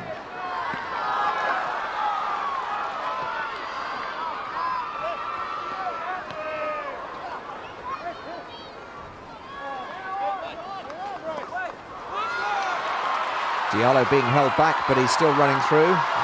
This is good possession from Diallo. Lays it wide to his captain, Barker, and there's the goal. Lovely run into the box from Diallo, good tight control. And instead of shooting, he unselfishly laid it back. And the captain for the day, Barker, equalises the scores. Michael Barker. Goal scorer for Great Britain, number 7, Michael Barker. And you need to get in tight like that to beat a goalkeeper of the quality of Keith Johnson. And it's a good time to equalise. It will very much change the nature of Lyndon Lynch's half-time talk.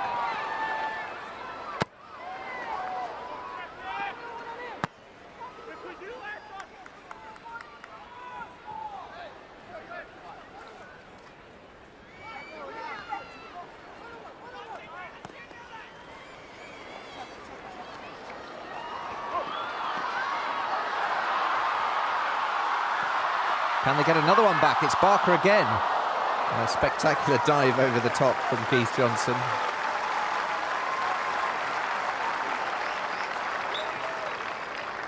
And there is half-time. So in the match to see who's going to finish 7th in the Paralympic tournament at London 2012, at half-time it's USA 1, Great Britain 1. Placed playoff at the break. It's United States of America 1. Great Britain 1.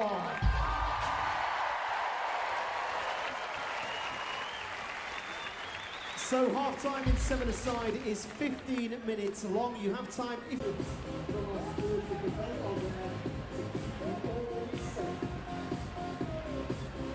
don't stand on the seats.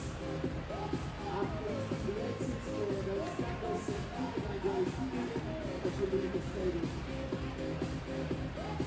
Stats from the first half. America just the one shot on goal. Great Britain 5.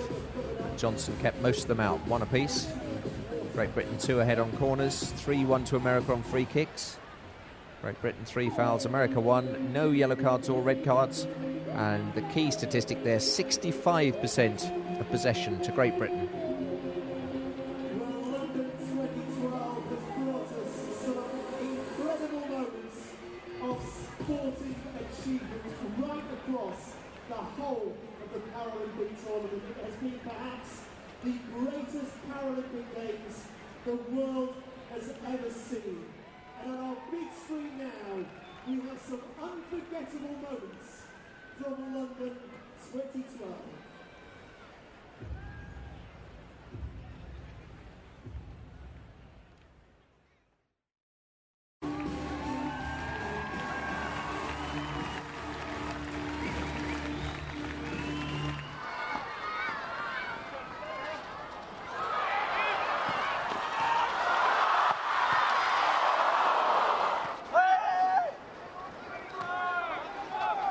So these are some highlights of the first half.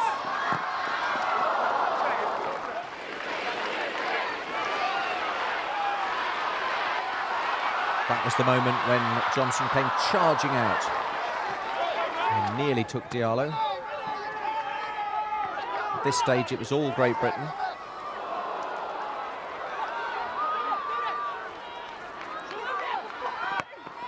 And that was the only decent chance for America, Renteria, putting it just wide.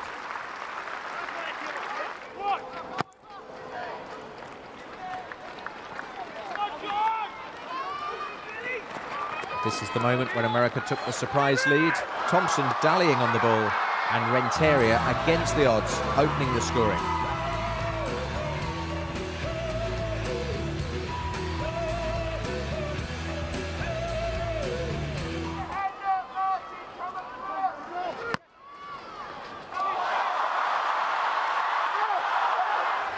That was the possible penalty appeal. Another save from Johnson. Possible handball appeal there for Patrick Heselton, wanted a penalty.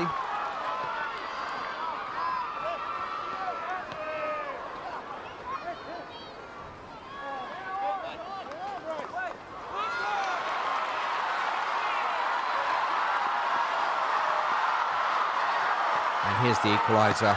Diallo's good work. Barker's finish.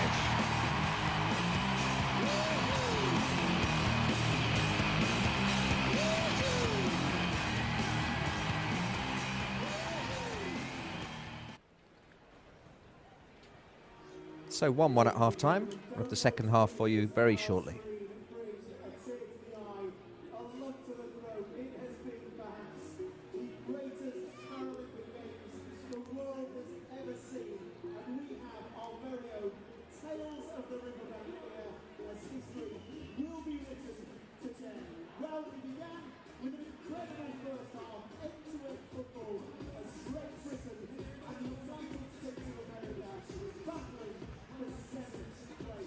One all at the break.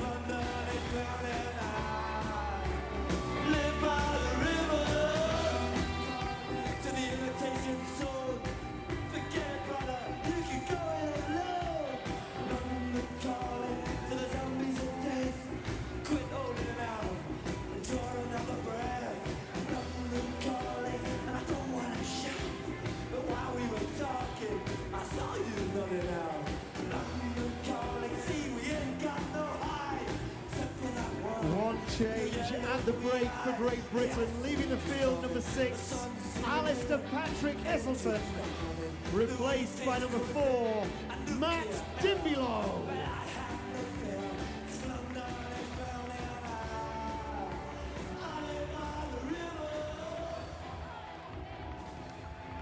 Playing for 7th place at London 2012, United States of America and Great Britain.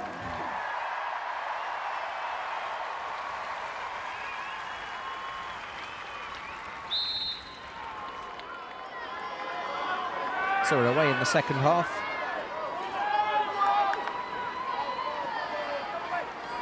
Great Britain having the best of the first half, but going behind after a goalkeeping error. And now level just before the interval. Barker, the captain for the day, on the ball now, getting the equaliser.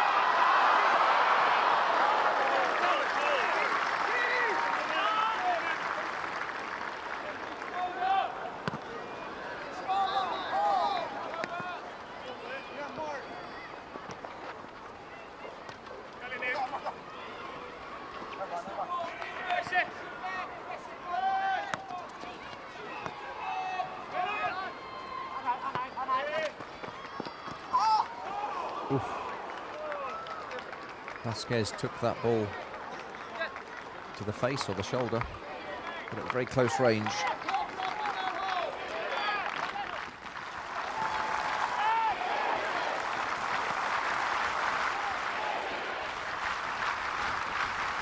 Crowd getting behind Great Britain now.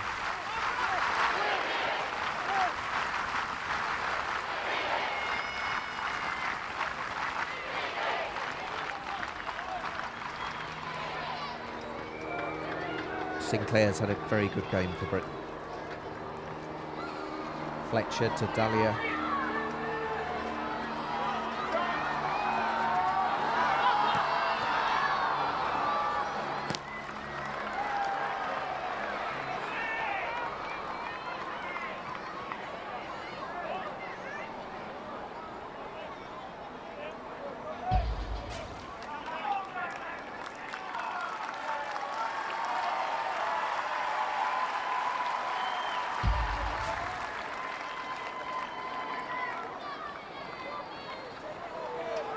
What can they do from the corner?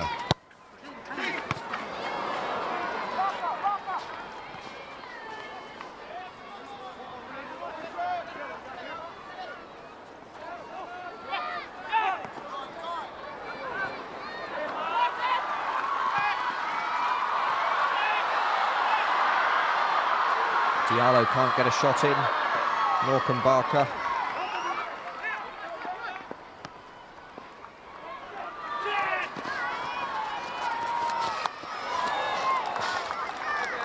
It's getting quite physical out there.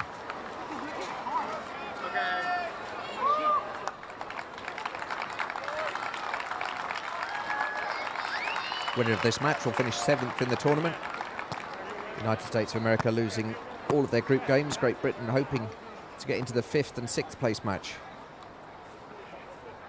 But surprisingly beaten in the group stages. America, who only scored 1 goal in the whole tournament, and that was in the first half of this game.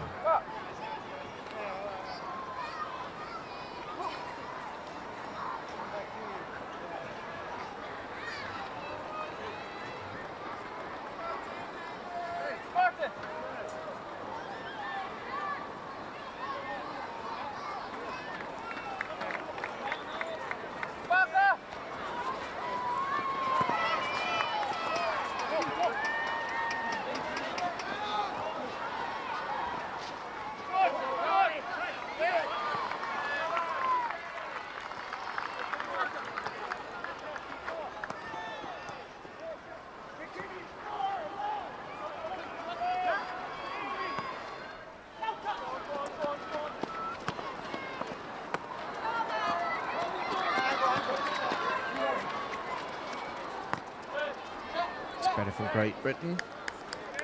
Dimbilow the substitute. Across to Blair.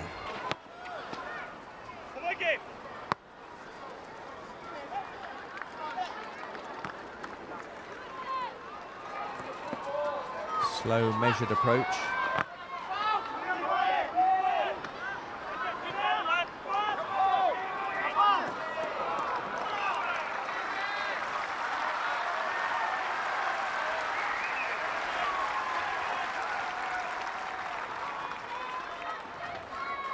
So the first real chance of the second half. Corner comes short. Dahlia lays it across. Sinclair will have a shot. Johnson easily handles that.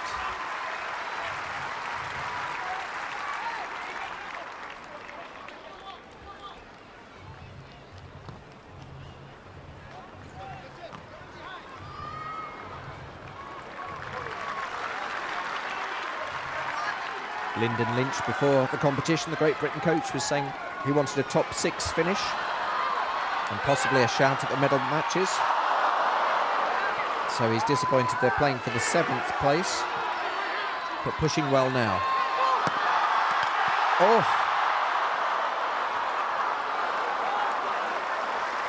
Fletcher's shot must have been very close to going over the line. He hit the bar. That could easily have come down inside the goal.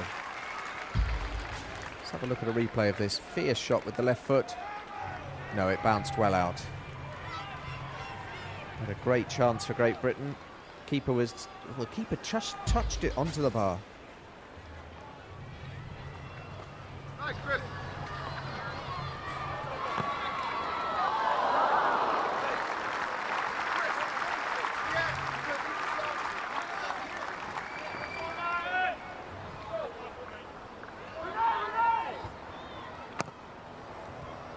The American coach will be delighted his team are hanging in there. And that they've scored their first goal of the tournament. Lovely turn from Fletcher. Shows too much the ball to the defender. And in the end, Vasquez comes in and blocks him and does himself a mischief in the process. Vasquez rolling on the floor. Fletcher doesn't look too happy either.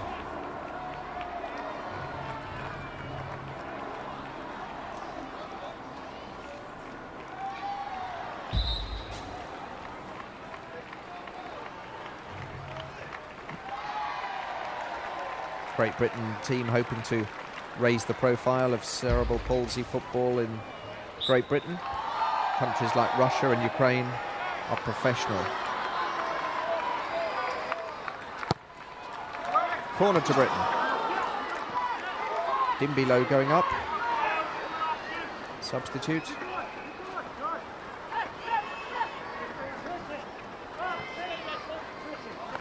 Sinclair back to Blair, pushing the ball out wide. Oh. Nice ball through the middle. Dimbilo, the substitute, just got his foot to it. And I think it hit the post in the end. I'm not sure if Keith Johnson helped it onto the post. But Great Britain surely are going to score at some point because there's relentless pressure. Here's Dimbilo. Well kept in.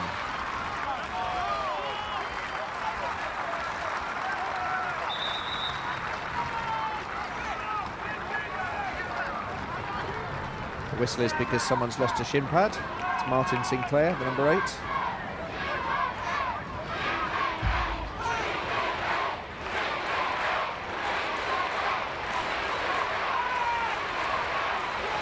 Yep, Johnson just pushing that onto the post. The crowd upping the noise. Diallo, who set up that goal for Barker, nearly scored himself. Fletcher. Diallo, probably the man of the match so far for Great Britain. Most creative player. Dimbilo, the substitute.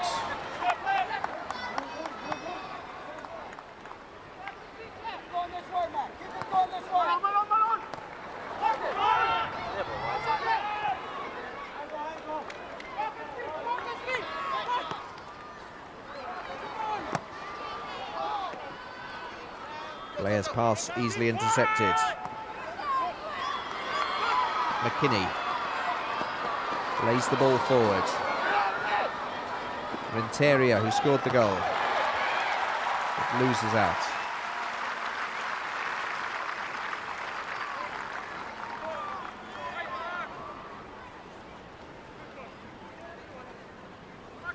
packed stadium here for the home team against the Americans.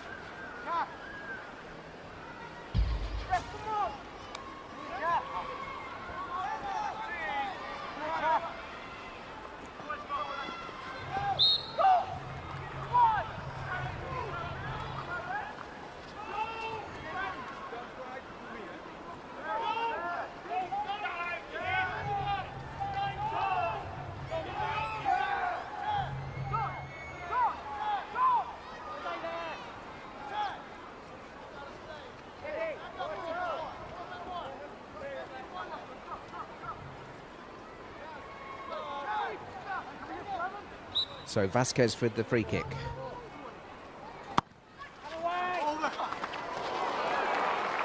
Shouts of away. Thompson not convincing at all as he came to punch that.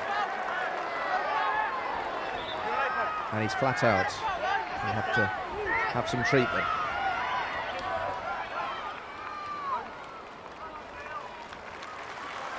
Great Britain goal is okay.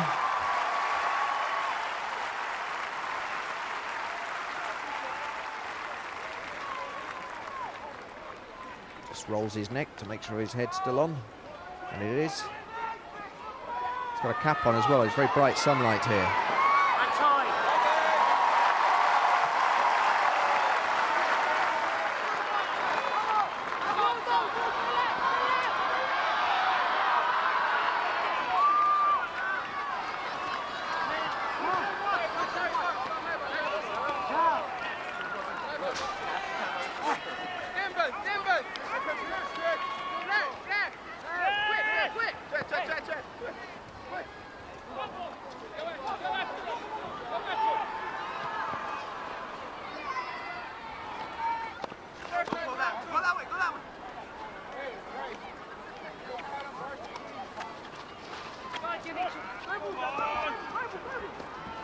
Jones coming away for America.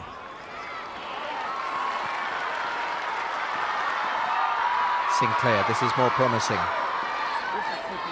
Vasquez across to cover.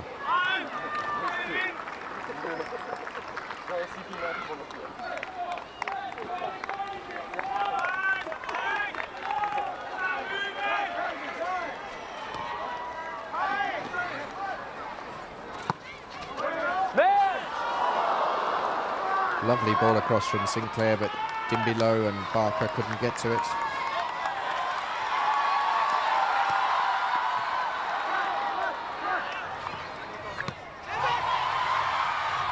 Britain win it back.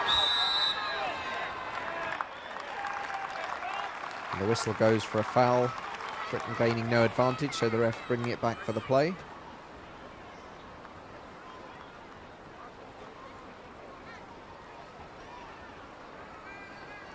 It's Dimbelow who came on at half-time. Holding his head. Let's see what happened here. Yep, got an elbow in the head. He's okay.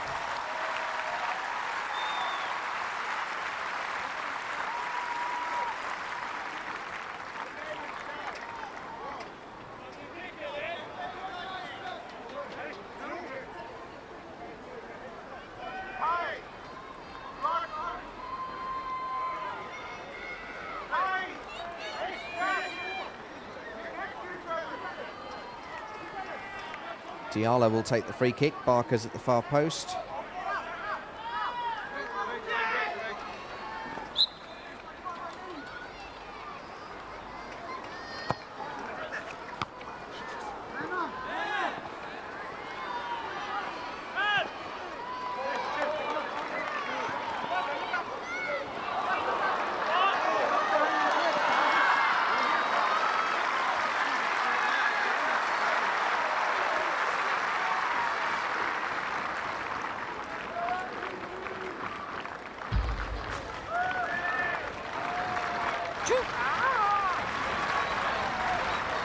No way through for Barker, but it will be a corner to Great Britain. Diallo to take it.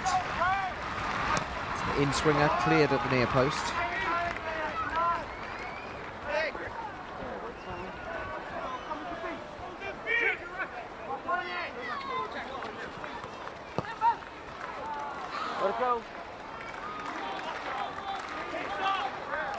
And America content to let that go for a goal kick.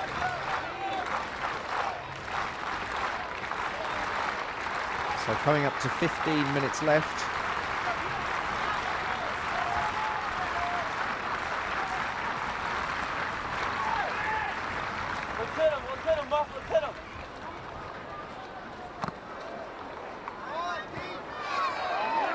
It's a disappointing goal kick from Keith Johnson. Great Britain straight back in there. Martin Sinclair loses out.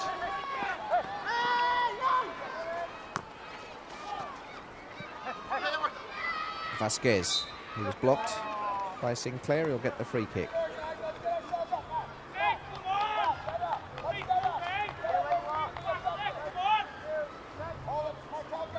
Just a reminder, the Ukraine take on Russia at 4 o'clock London time in the gold medal match in this competition. Iran against Brazil before that for the bronze. And this is the game for 7th place.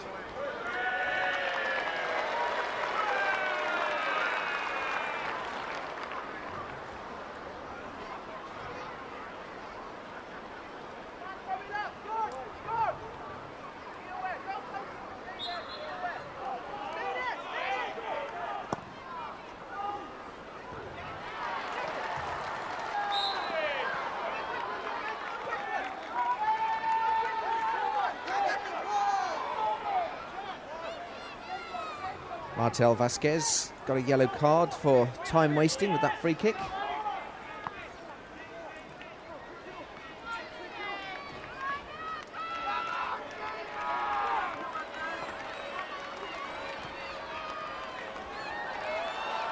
Sinclair puts it into a dangerous position. Dimbilo can't get to it.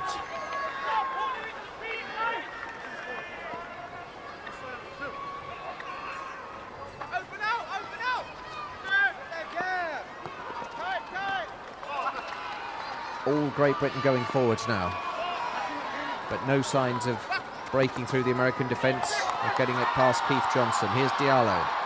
Dimbilo goes for the return.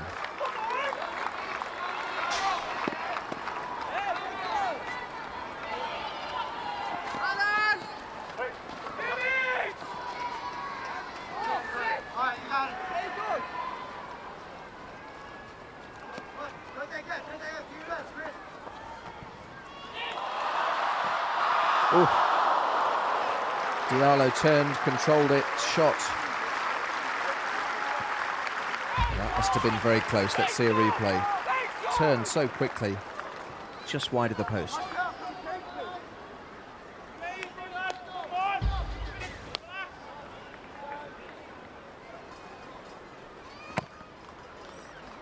Vasquez launches it upfield, it's flicked on.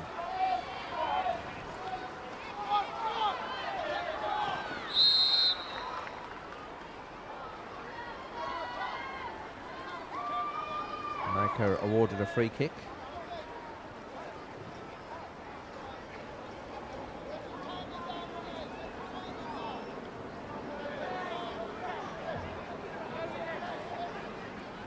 So after a long period of Great Britain pressure, can America increase their lead? Vasquez complaining the man's not far enough back. He is now. Ball chip forward. Oof.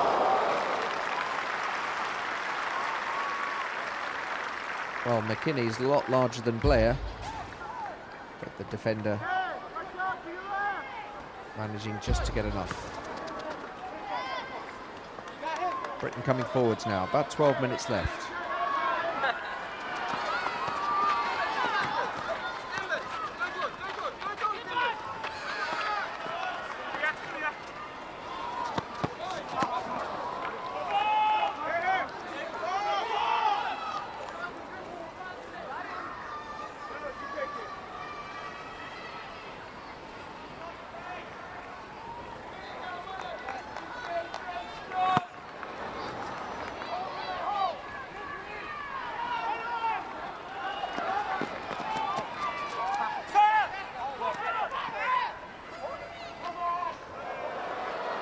Renteria, a bit of pushing there. Not the Paralympic spirit. The ref's just going to have a word. The American pushed the Briton in the chest there.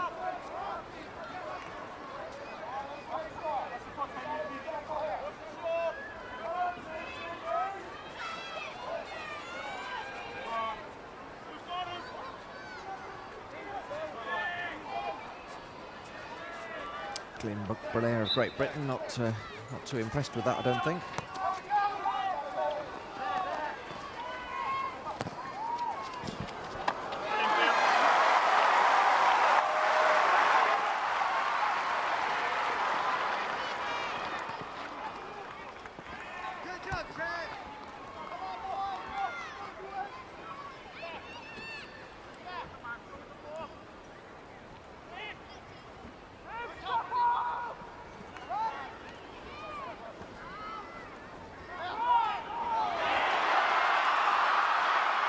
Now, 2 against 1 here.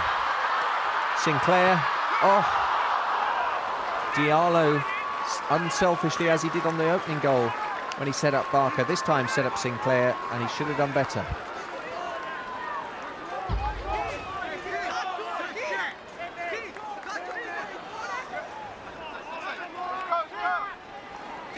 Martin Sinclair, Johnson, a decent save.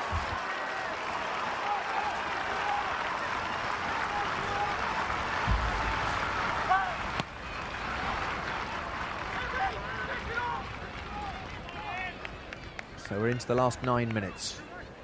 1-1 at the moment.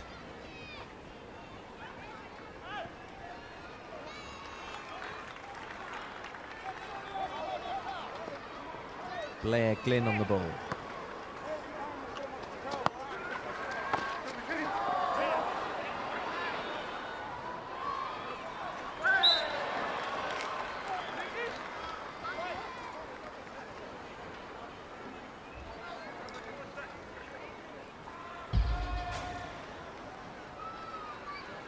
Below just chopping down McKinney.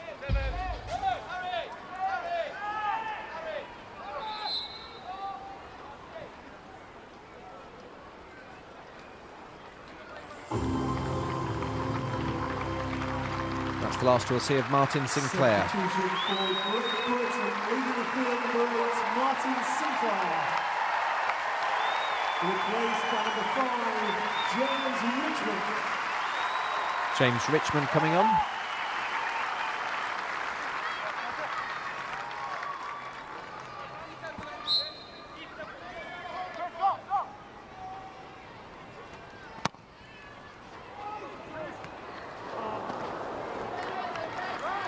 What a free header for McKinney.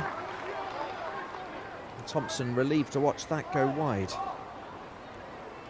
Difficult conditions for Thompson at this end with the sun in his eyes. Richmond, the substitute.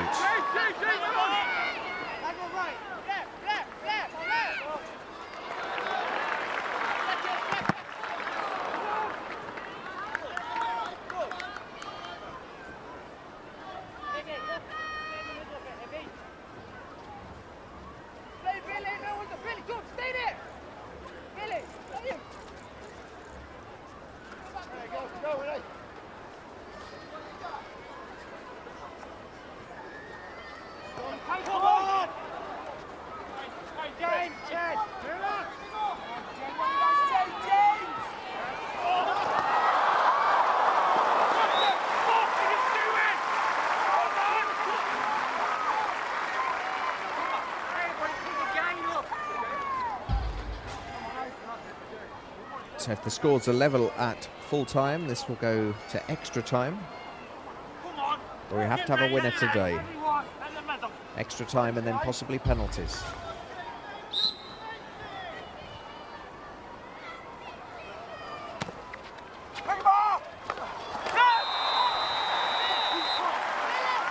In the old days that would count, bundling a goalkeeper over the line, but it's not against the... It's against the laws of FIFA football and Paralympic football as well. Far too physical. Just watch this, the American just pushes him over the line. And even though the ball may have gone across the line, you can't do it like that. Coming up to 5 minutes to go. Can either team score the goal that will prevent extra time? Oh, that was a lovely layback, but there was just nobody there. Sort of position Sinclair would have been in, but he's gone off now. Good work from Dimbilo.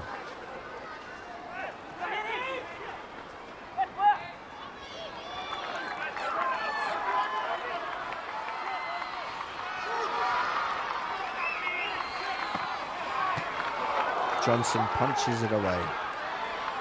Now America can break. Less than 5 minutes. This is a good run. Renteria broke away to score the first goal. Well, had a shot that went just past the post, and then moments later, when he was still up the other end, took advantage of Thompson's mistake in the goal. Good pressure from Renteria. He's a determined player.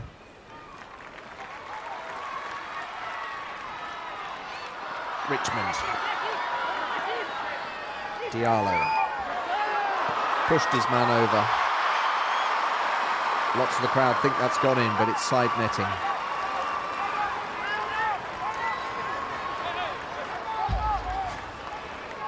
So it's a really good game now. Both teams pushing hard. They want to try and avoid extra time in the heat.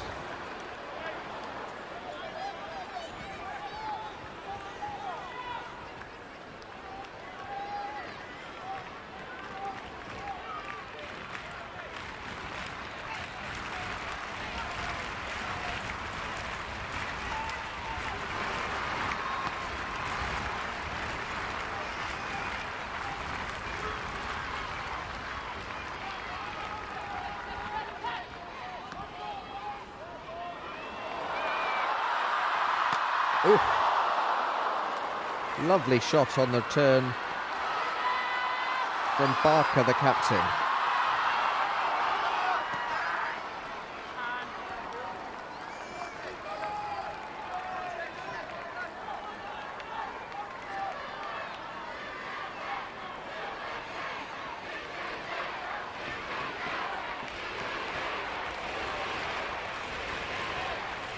Chance of USA now being drowned out by chance of Team GB.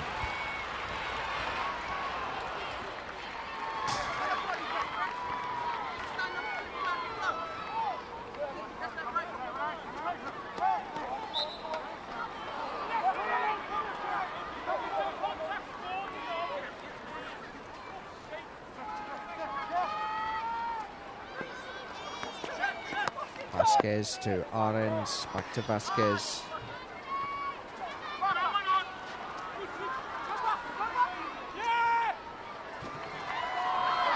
Diallo.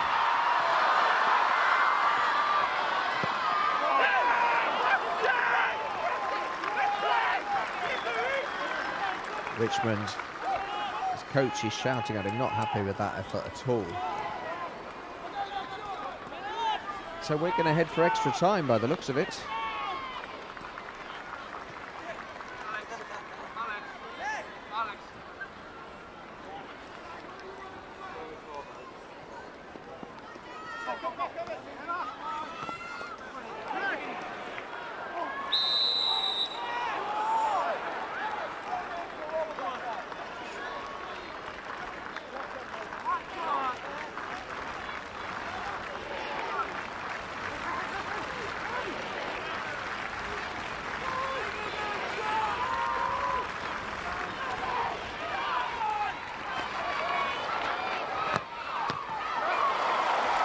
Headed away for a corner.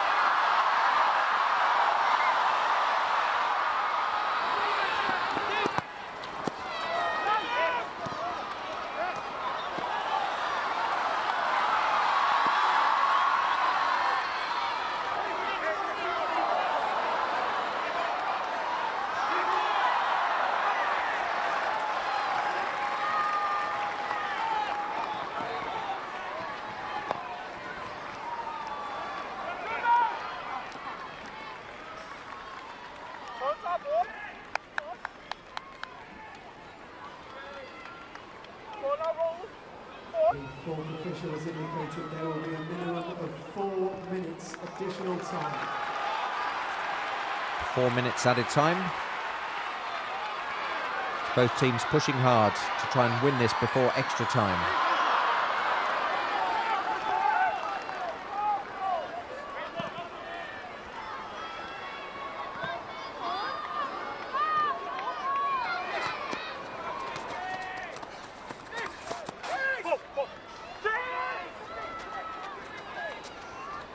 Glynn takes it quickly. Richmond.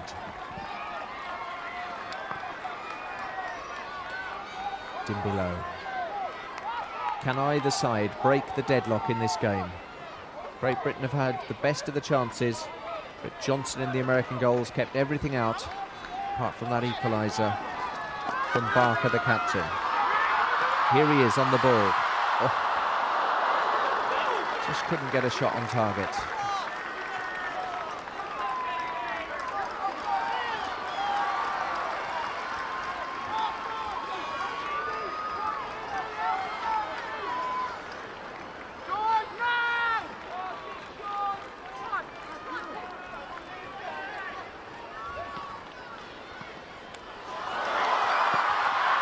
Diallo with a shot, just rushed it a bit, and it's low and wide.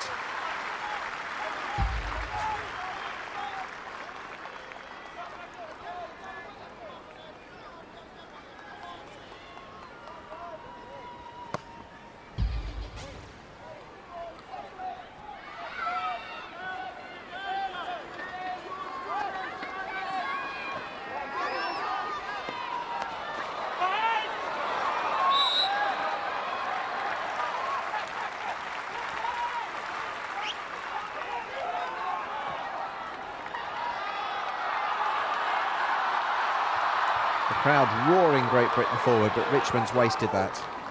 Needed to be a better placed ball to Barker. Goes out for a goal kick.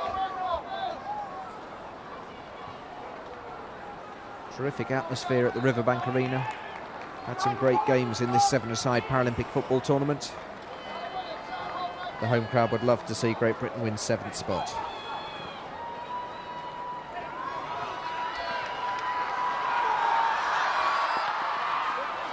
Barker being urged on.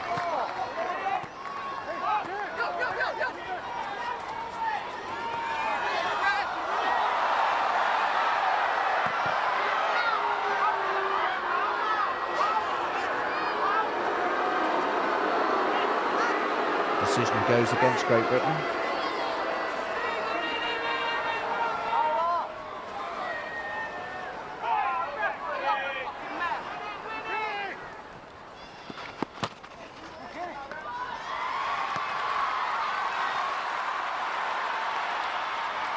Less than a minute to go. Can they avoid extra time?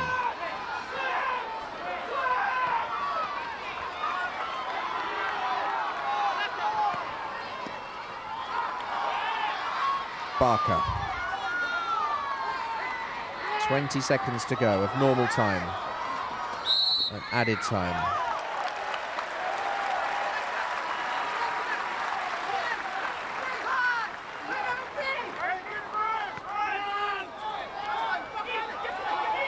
Fletcher and Diallo. He doesn't want to mess about too much, otherwise the ref will blow the whistle. Needs to get into a shooting position and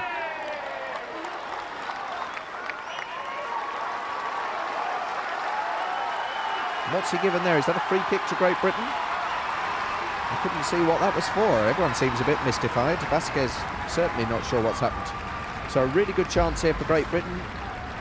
We're over the 4 minutes of added time. Can they get the winner here to clinch 7th spot at the Paralympics? This will probably be the last kick of the match before we go into extra time. Wasted, and that should be it.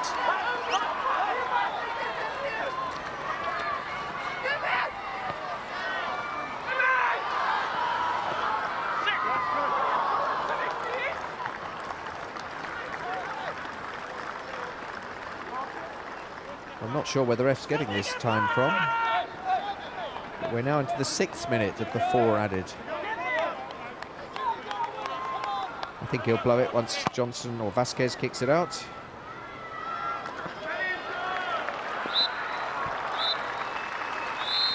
And that's full time, 1-1, Great Britain, USA. They will now play extra time, 10 minutes each way. At the Riverbank Arena, at the end of regular time, it's the United States of America 1, Great Britain 1.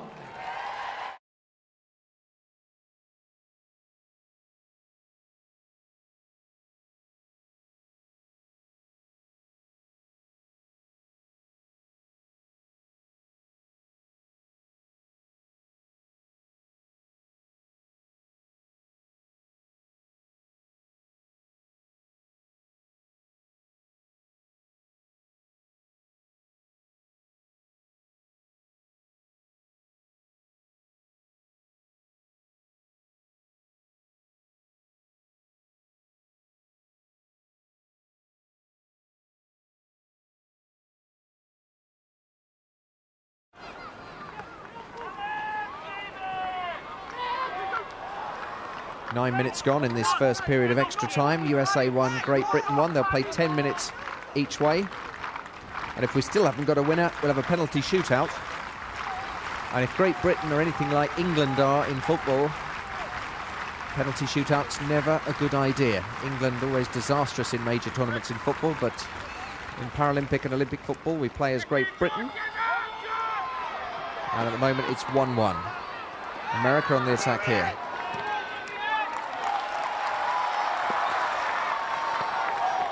Glynn against Renteria. Strong player, Renteria. Scored the only goal of the tournament for the USA. Into the last minute of the first period of extra time. Diallo. Yes! Diallo scores for Great Britain. And that's the best shot of the game. Left foot into the top corner. And the crowd at the Riverbank go absolutely wild.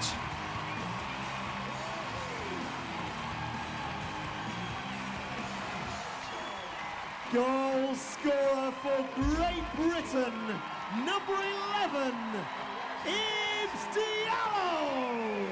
Ibs Diallo. The goalkeeper even then got a hand to it, but it was just too powerful.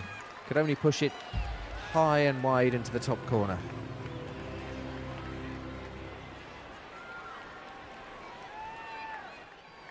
Substitution for Great Britain, leaving the field, number 5, James Richmond.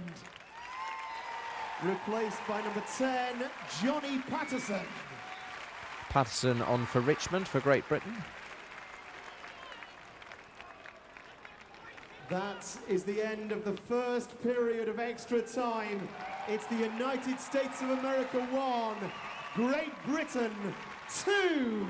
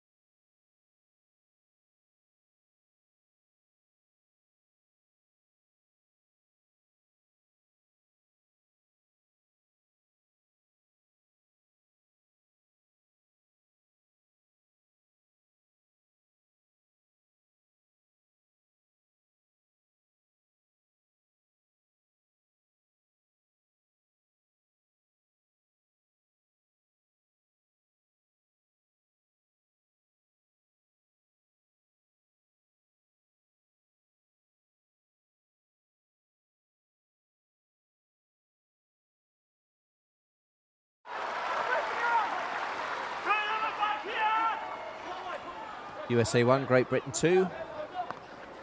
3 minutes gone of the second period of extra time. America pushing hard. But Great Britain breaking away now.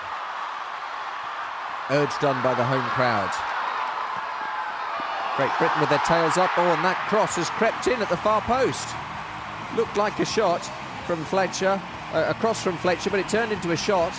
And Lynch absolutely delighted with that. Fletcher's floated cross, crept in at the far post. That's 3-1. That should be good enough to clinch 7th for Great Britain. Goal scorer for Great Britain, number 9, George Fletcher.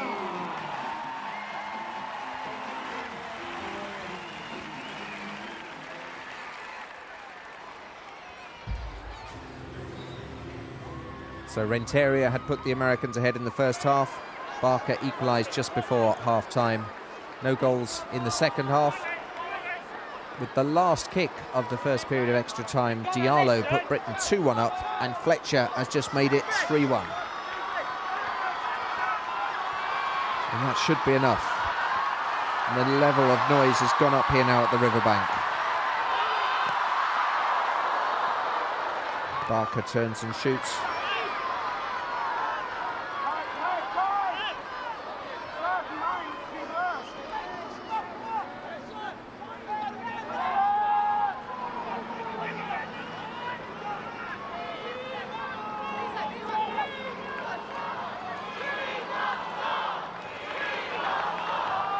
Chance of we want 4. Will they get 4? We shall see. 5 minutes to go.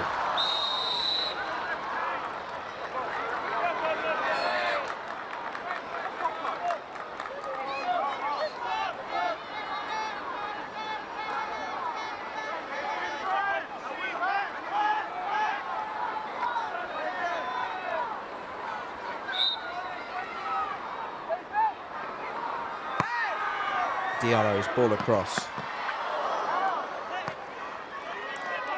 Patterson's shot blocked, and the USA will break. Good covering work from Diallo. Quickest player on the pitch. Skipping down that right wing. Oh, some Ronaldo-style step-overs. Shoots straight at the keeper. Lovely play from Diallo.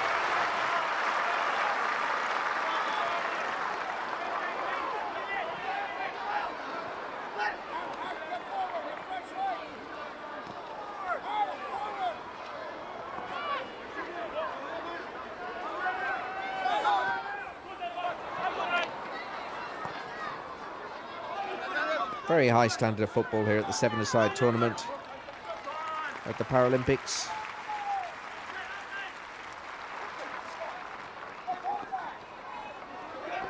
USA now get the ball into the box. Renteria scored their only goal of the tournament to open the scoring in this match in the first half of normal time.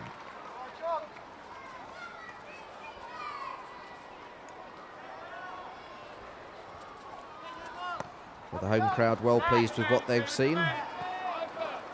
Can they just hold on for another 3 or so minutes?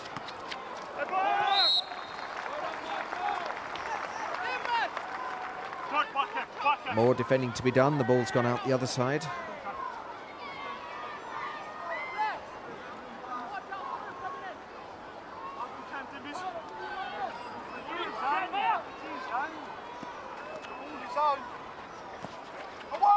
High ball into the box, aiming for McKinney. Shouts of away. Eventually it does go away.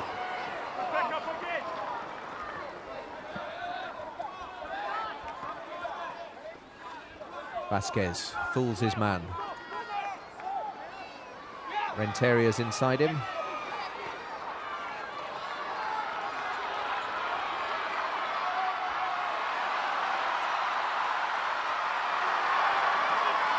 A roar goes up as Diallo, scorer of that second goal. Oh! Best player on the pitch, but pushes it wide. The coach is smiling. He'll be happy with 7th place. He'd have liked to have been top 6. Oof. Diallo blocking the kick out.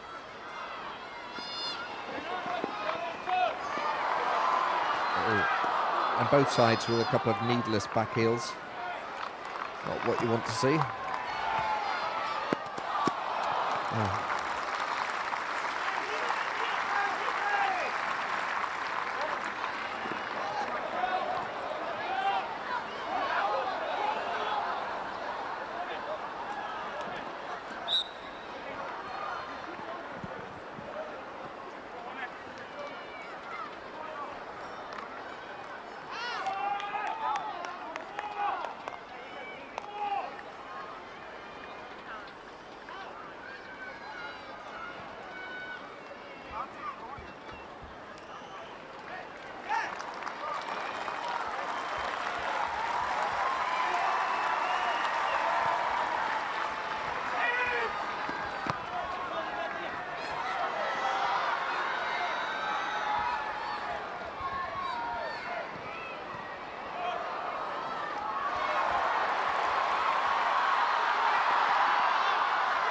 Can't quite work it into a shooting position. Patterson. Diallo gets it back. 1-2. Oh.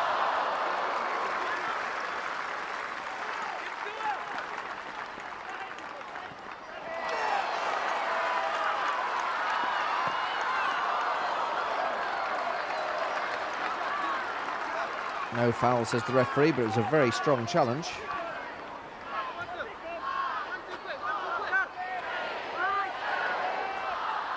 Children in the crowd counting down. And there goes the whistle. It's finished USA 1, Great Britain 3. Great Britain finished 7th in the Paralympic football tournament, 7-a-side. Playoff match has ended.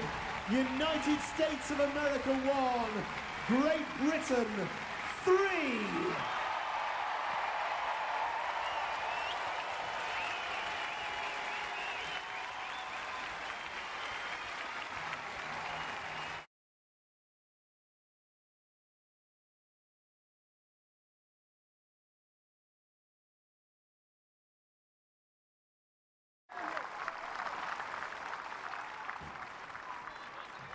Marcos with the comfortable save.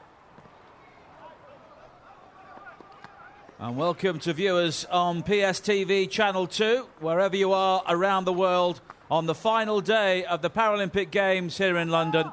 And this is the bronze medal match in the football 7-a-side competition between Brazil and Iran. No goals in the early stages as Brazil bring the ball forward now.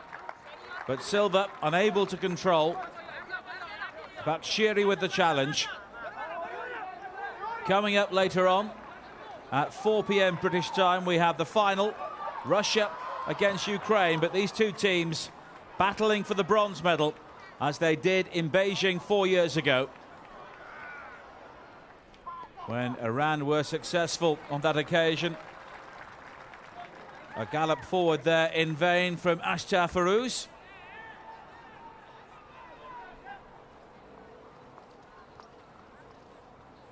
Brazil in all white today, playing from left to right in this first half. 30 minutes each way. And Brazil are forced back towards their goalkeeper, Dos Santos again. Alves Vieira. That's a good ball, but it just skips up off the turf.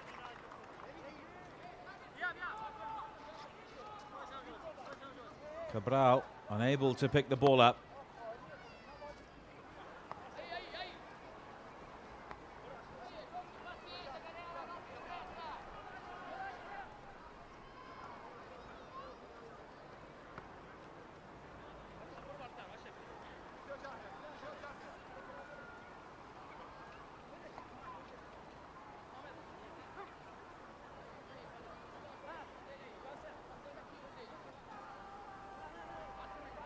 And with a medal at stake, this game has been typically cagey in the opening stages. Meri. Rastagaramobin. Ashtar Farouz. But Cabral does well to gather and clear. And find Wanderson. And Marcos Yuri unable to gather for Brazil.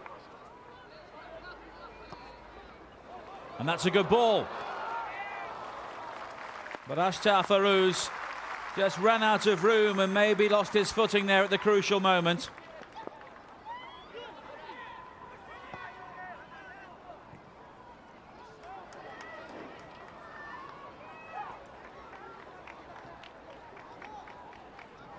But Paulo Rodriguez will be happier with the way Brazil have come into this game. And the Brazilians, as you may see, all have their first names on their shirts. Here is Marcos Yuri, looking to win at least the corner.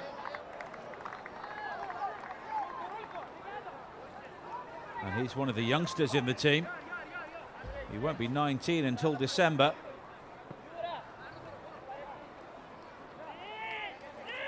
He's not afraid to take his man on. We've seen that already. And Rastagaramobin could be in for a difficult afternoon. Here he is again. Jan, but the shot is blocked. But Marcus Yuri. And now Wanderson.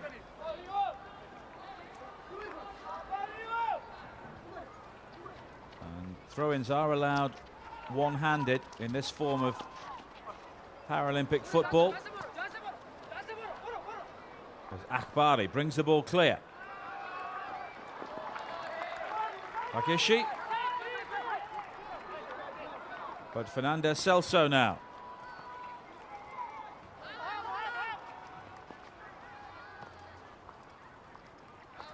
Marcus Yuri. And Yuri Gregory now, and that will be a free kick in a promising area for Brazil. Rastagaramobin with the challenge.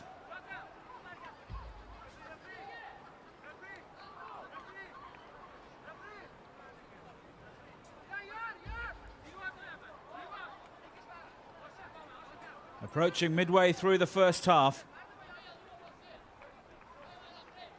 And our English referee, or British referee, Kevin Wright, just making sure the wall is back the requisite distance.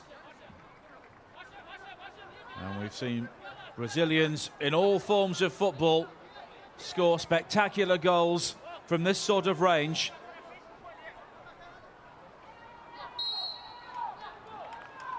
Yuri Gregory. Anti-climax into the wall. And the free kick given to Iran in the end.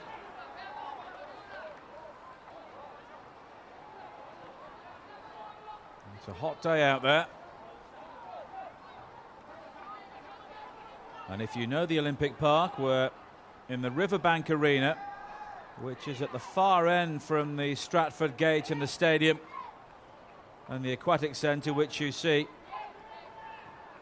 if you enter the Olympic Park from that direction.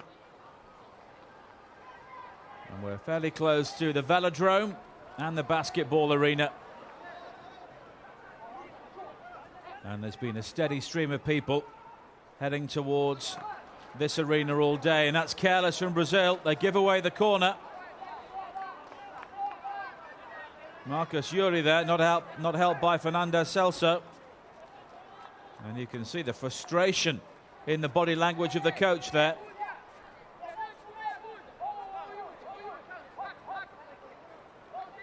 Akbari will take the corner.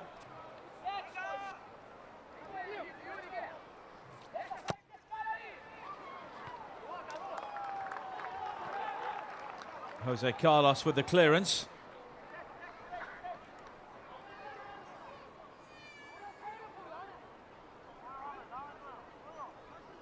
Rastagaramobin. Ashtafarouz. It's a nice run inside, and it's a brilliant goal.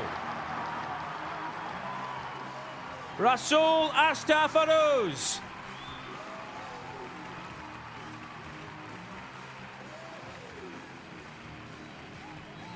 Taking the responsibility himself, and it was entirely justified.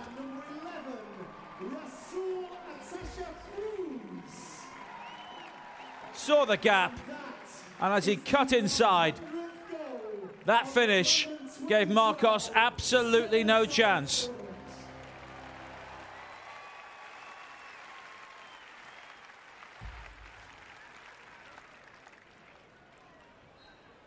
And it's a big moment for the 30-year-old, scoring in the bronze medal game.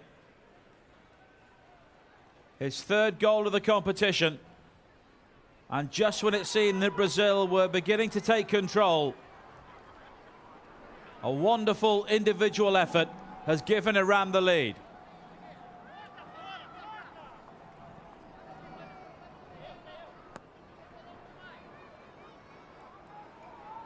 Can Brazil respond? Gregory.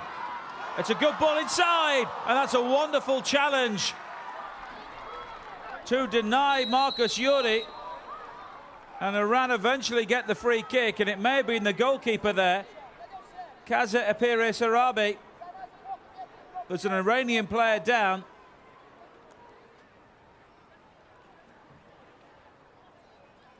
And within seconds of the Iranian goal, Brazil close to an equaliser.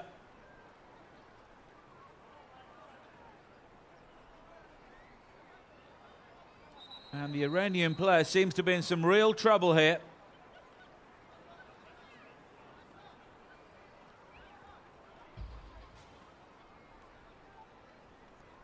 It was brave defending.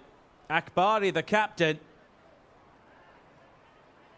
tried to recover his footing.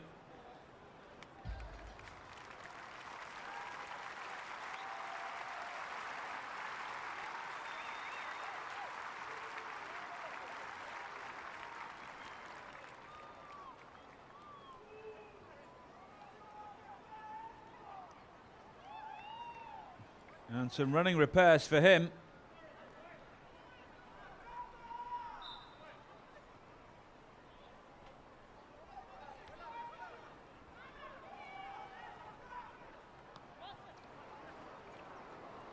And the captain there, putting his body on the line to keep his team in front. And they're coming forward again now. What a goal! Farzad Mehri. 2 goals in 3 minutes, and Iran seem on course for the bronze medal.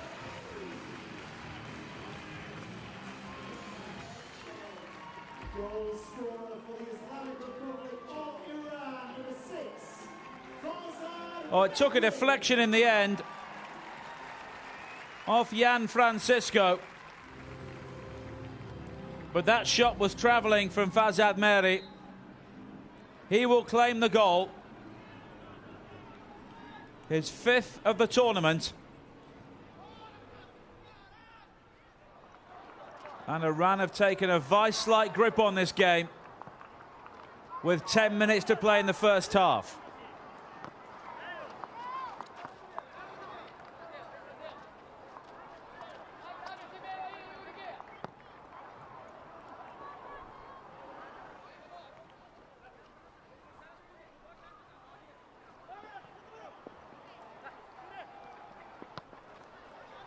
And can Brazil muster a response before half-time?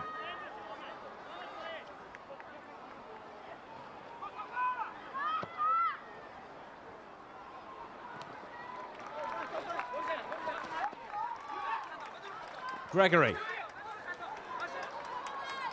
Now it's given away. Rastagaramobin up to the man who scored the first goal, Ashta Farouz.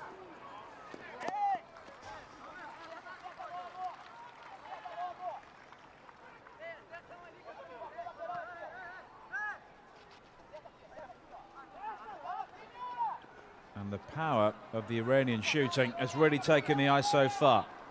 Akbari's brave clearance when it was 1-0 now looks even more important. And that's a foul by Marcus Yuri.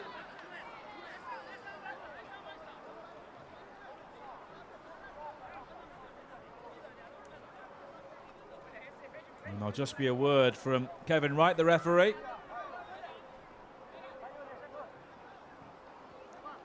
I think an infringement there, born of frustration as much as anything else. He really took him out there.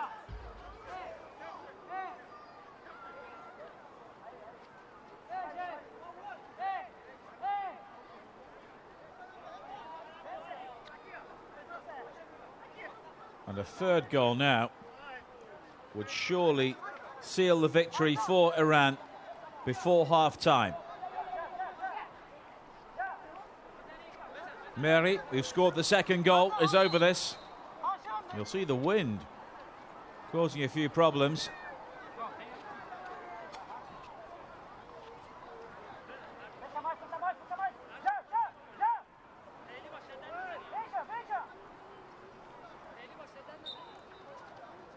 Farzad Mehri into the wall, but he gets it back. And it's opened up again, and It's 3-0.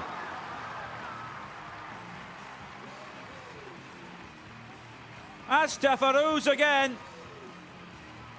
A simple tap in this time, but the bronze medal is surely in the bag for Iran.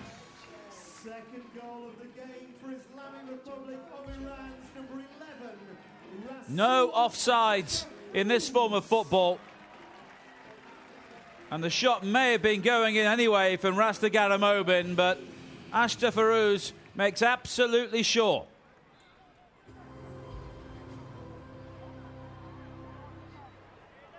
And the goals are flying in for the Iranians. And Brazil, at the moment, have no answer here.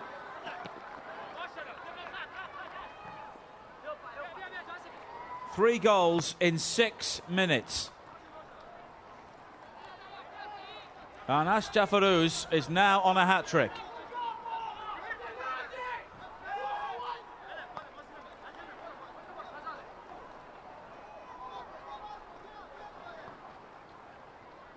And Brazil finding it difficult to get out of their own half at the moment. Rasta Garamobin, whose shot was turned in by Astafarouz.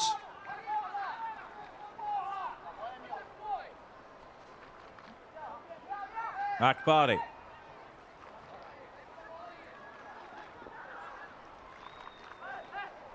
Astafarouz, use of the arm there.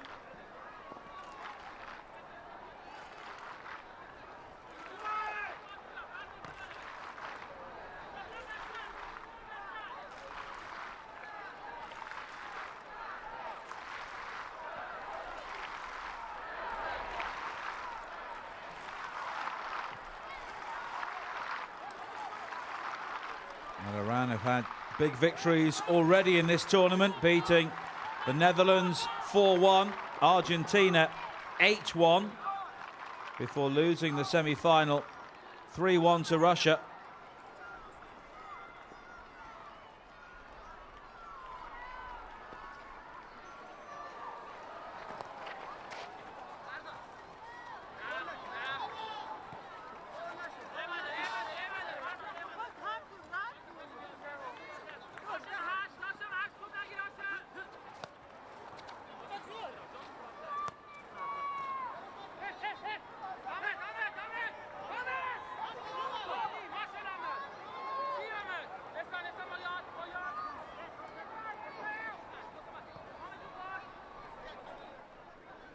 And Brazil also started well, 3-0 against Great Britain, 8-0 against the United States,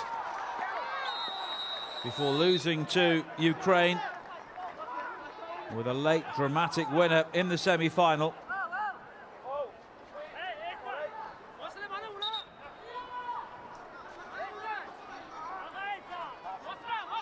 And Brazil now in dire need of a goal just before half-time to give themselves a foothold in the match. And they've got the free kick here. Akbari with the foul on Marcus Yuri. Fernandez will take it.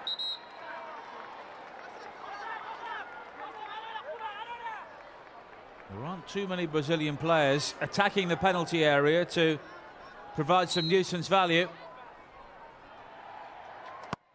Oh dear.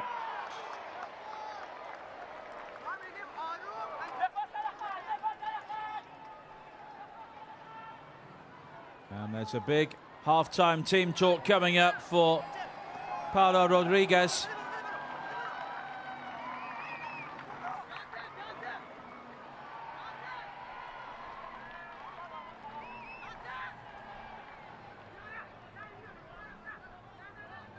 If you've just joined us on PSTV2, Iran scoring 3 goals in 6 minutes. 2 for Astafarouz, the other one for Meri.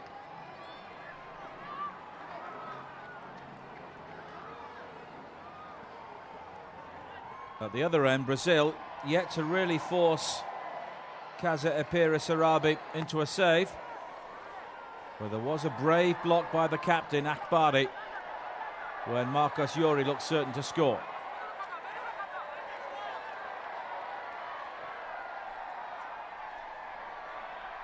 And Yuri unable to win the corner as a Mexican wave sweeps around the stadium. But it's Brazilian gloom at the moment.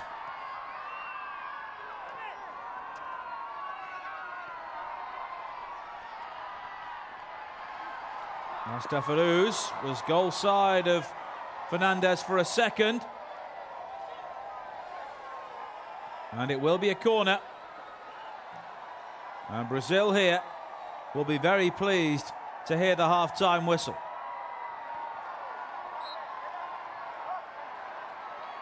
Bakshi.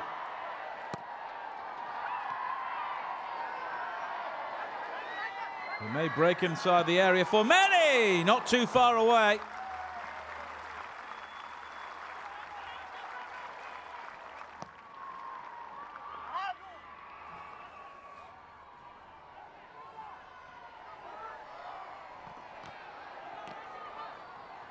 Rasta Garamobin with the shot.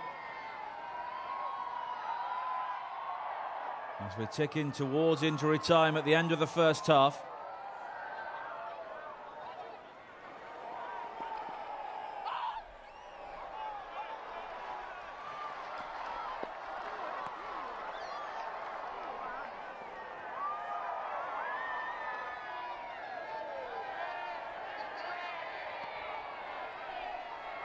Meri. Golem Hosseinipour. Bakshi challenged on this occasion by Jan. And now Marcos Yuri.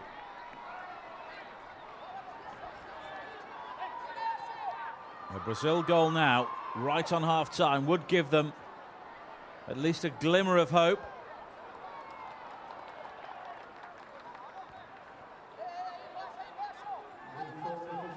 Golem Hosseinipour comes in with a challenge as we start 3 minutes of added time.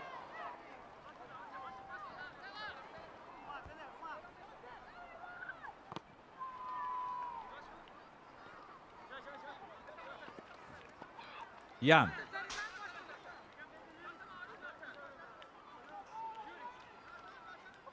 Jurek. Tries his luck. And Kaza Epiris Arabi has not really had a shot to save so far.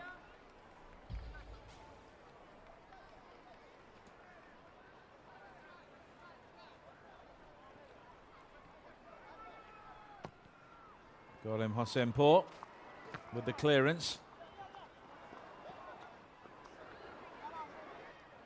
Akbari.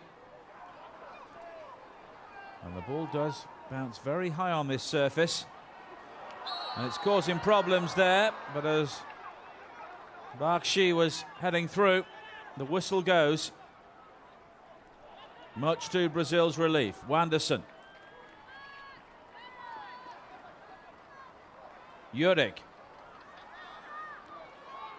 Iran have defended very diligently so far.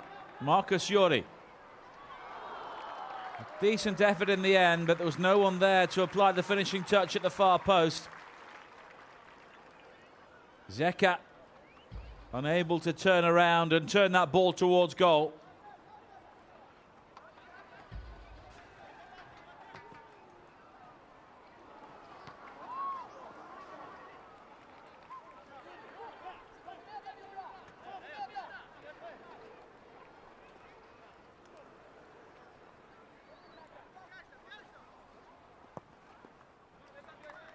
Jan, and that's a good ball. Jurek tries his luck.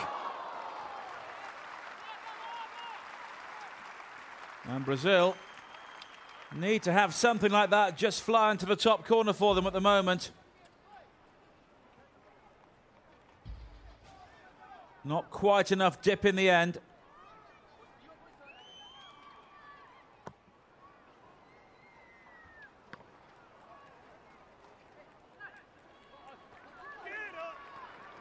Just a few seconds to play. Iran regain possession. A look at the watch, but we play on. Jurek. And now Marcos Juri.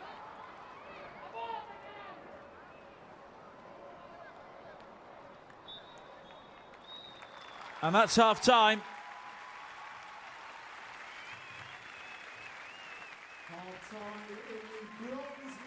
One goal for Mehdi so far, the other two from Ashtaf Aruz. And Iran are well on the way to winning the bronze medal here. Jan and his Brazilian teammates have had no response. 3 goals in 6 minutes. Half time.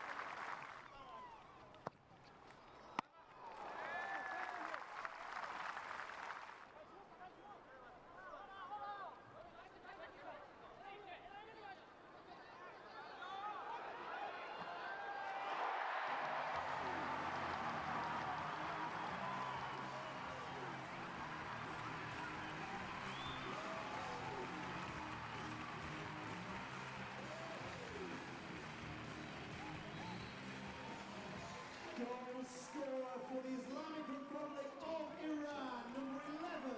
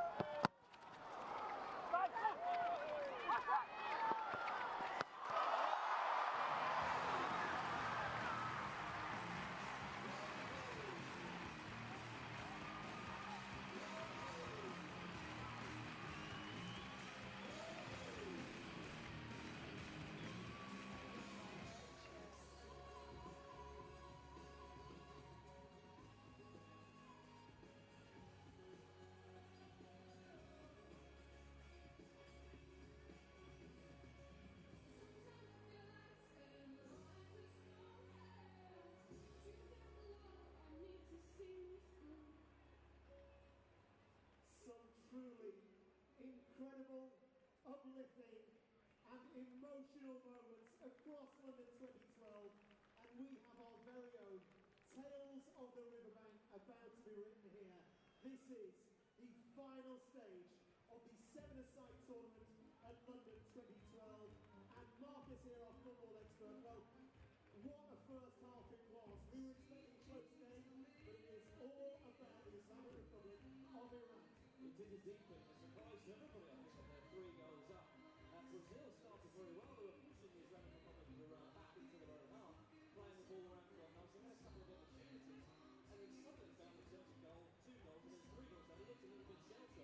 go there at half time, scratching their heads thinking, right, they've got to get the ball out wide more. He's having a couple of the right play in front of the 2-3-1, looking very, very solid. And Rufus in the attack to get the free goal. Now this is a replay of the 2008 Beijing bronze medal final, which again featured Brazil and the Islamic Republic of Iran. On that occasion, again, the Islamic Republic of Iran played superb football, won that game 4-0. Is this history repeating itself? Well, it could indeed. Obviously, they just need the one goal and keep the clean sheet. But Brazil, we know they're better than that. They are an excellent side. Like I say, 3-0 is a very surprising scoreline so far. So they will be looking to go at it now. They like the ball, they like attacking with it down the flanks, will be probably where they're going to get their most joy. Let's see if they can come back and surprise everybody at the river. Absolutely. Full credit to Islamic Republic of Iran, who played that first half perfectly, but expect a big comeback in the second half from Brazil. Now, if you want to take a look at our big screen, we have the highlights of that thrilling first half.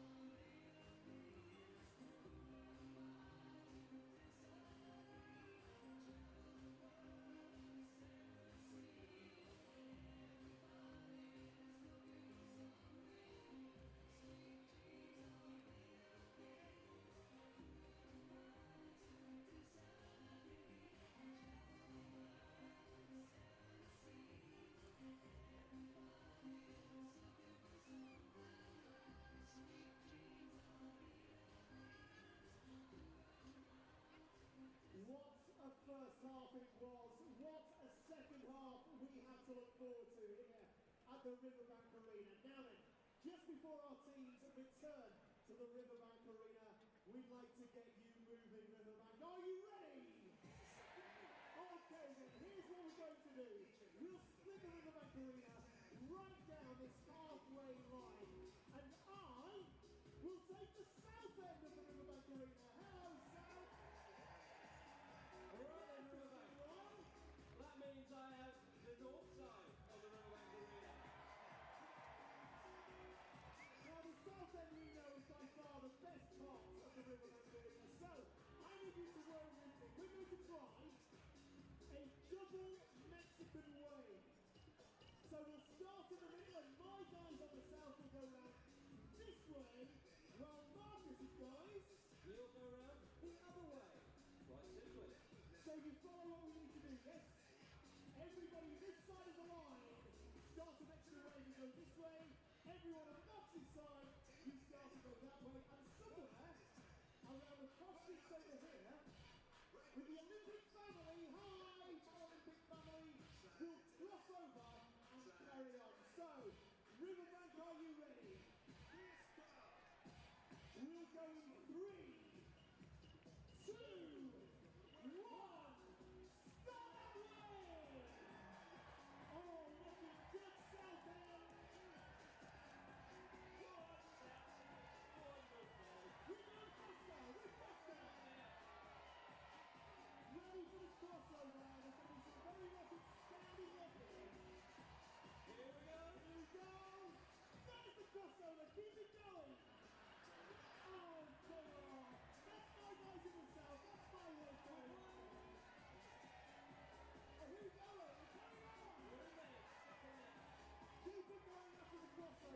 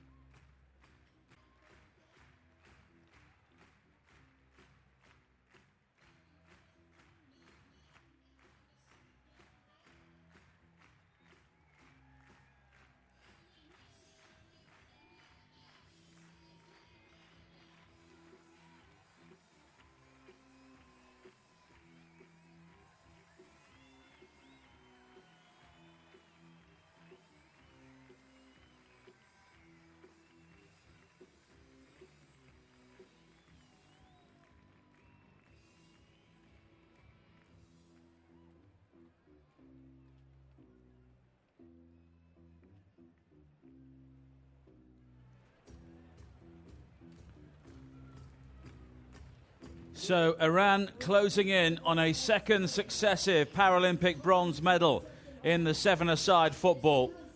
And unless Brazil can muster an almighty comeback here, they will leave the Paralympics empty-handed for the second successive games.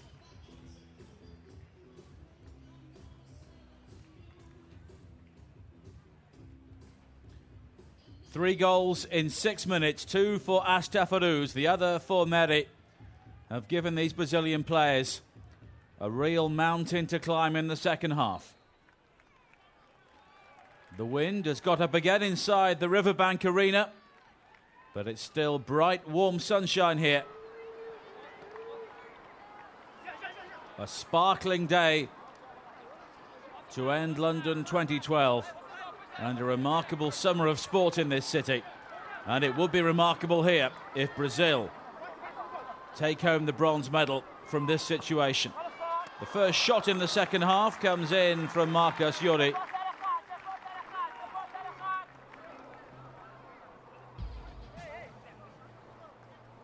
And I think a shoot-on-sight policy might be their best option in this second half. They need goals, and they need them very quickly.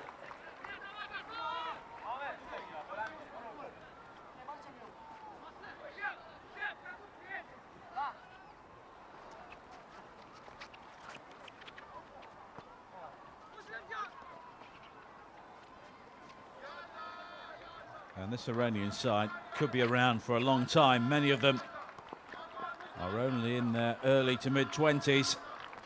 And they could have more Paralympic tournaments to come. Looking to make it 4. But the shot in the end is saved. Muslim Akbari, the captain. And here come Brazil on the breakaway. But the final ball lets them down again. Marcos Yuri not picking out Zeca in the centre. But no lack of commitment from the Brazilian youngster.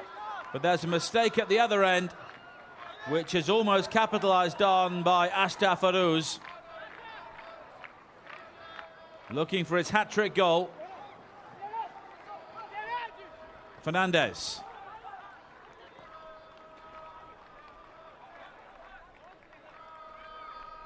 Jan.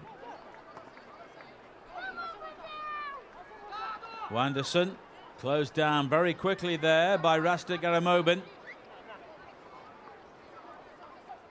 Jan.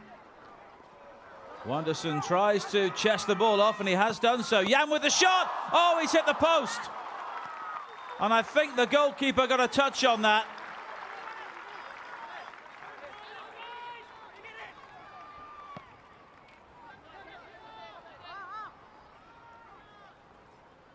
Kaza Ipsararabi has had very little to do so far.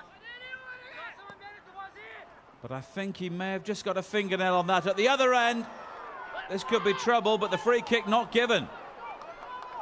Astafaruz is furious. Amin Allah not happy either, the Iranian coach. Strong start to the second half from Brazil. Marcos Yuri.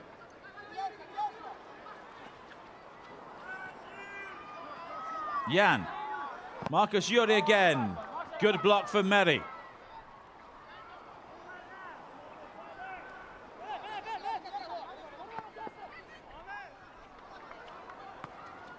And Fernandez tidies up very well for the Brazilians.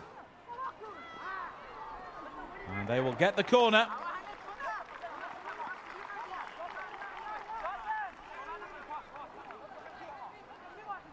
And Juric keen to get on with things. Flighted out towards the edge of the penalty area. Jan!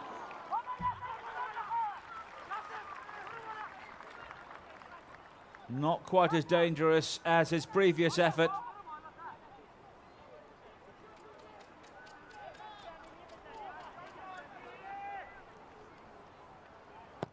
Gholam Hussein-Pour with the clearance.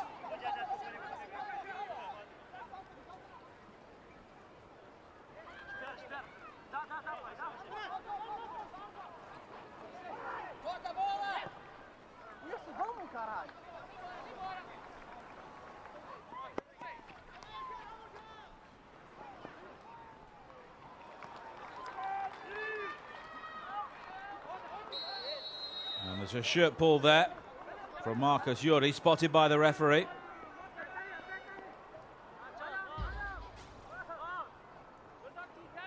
And Party just got goal side of him there.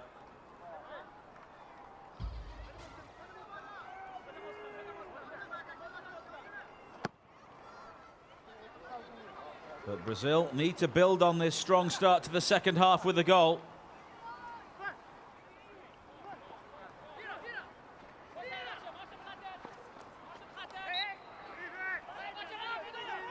And the teenager wins a free kick. And that's a good ball. And the chance is spurned again. Wanderson with a clear sight of goal.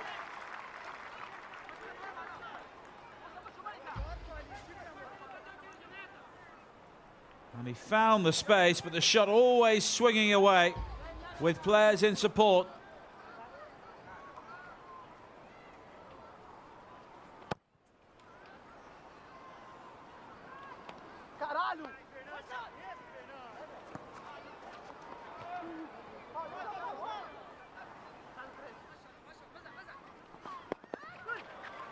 And that's good play by Juric. Wanderson again, and this time he's off target again.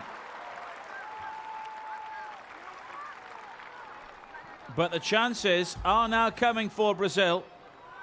Jan teed him up, and the shot struck again, left-footed. And Paulo Rodriguez clearly had an idea on where it should have gone. Meri.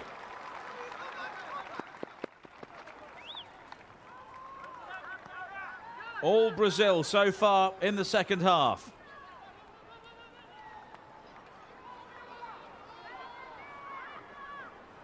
The question is, how long can they keep this up without scoring? Bakshi.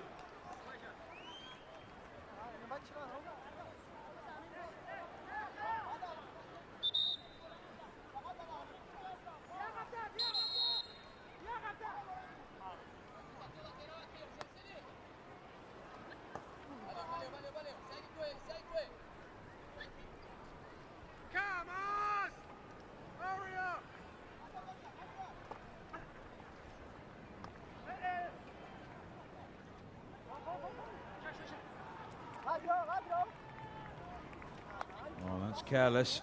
And Brazil here need to keep up this momentum. Ashtafaruz.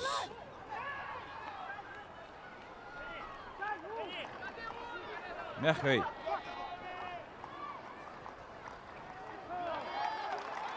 Good play from Marcus Yuri, stuck with him and comes away with the ball. Wanderson. Here's the chance for Zeka. But Kazai, the goalkeeper, does well to recover. Akbari. And that's a good challenge from Jan. And Akbari may have gone down heavily on the shoulder there. He's had a couple of moments in the game where he's needed treatment. But Paulo Rodriguez will believe his team should have scored already in this game since half-time.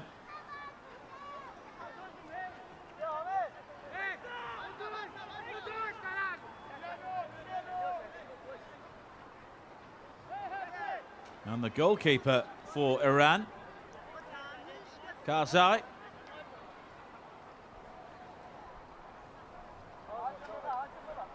It's his right hand.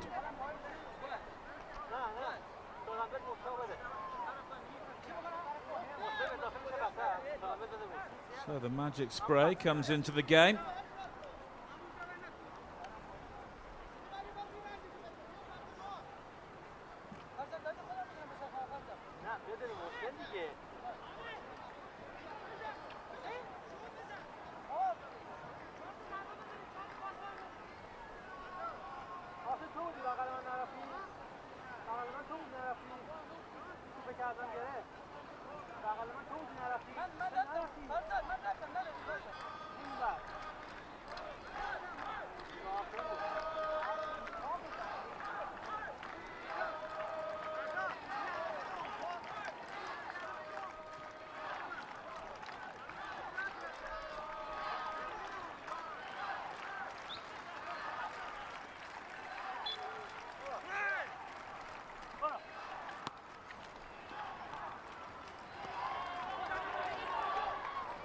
Well, it's given away. Here's a chance to seal it, and it's spurned. Rastagara Moban maybe was trying to find his teammates, caught in two minds in the end, and did neither.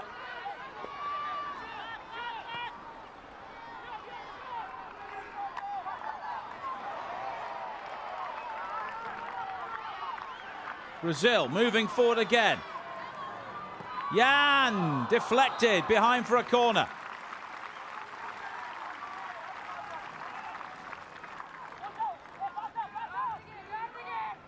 But that was a chance. Here's the chance for Jan, but there was a closer effort. Rasta Garabon at the other end. Here's Jan. Zeka. Side netting.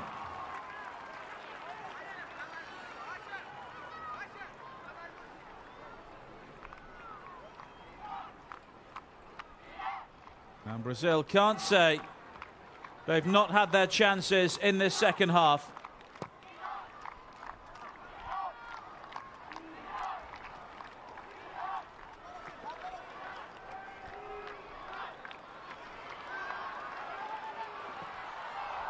Yurik, it's another corner.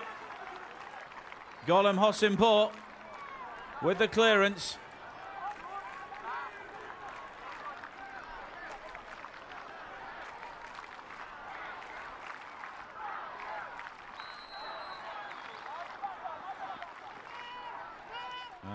momentum for Brazil comes to an end as Iran get the free kick.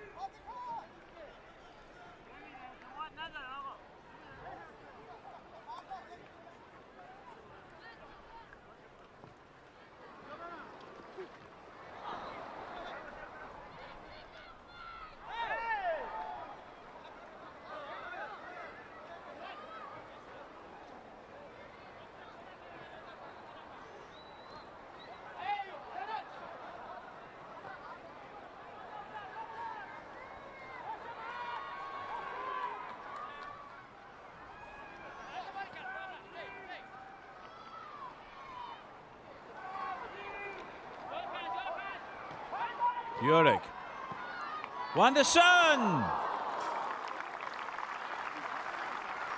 It had Karzai flying across there.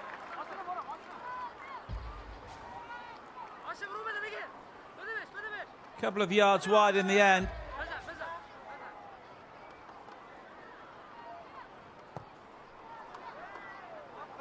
But Brazil could be level in this game already.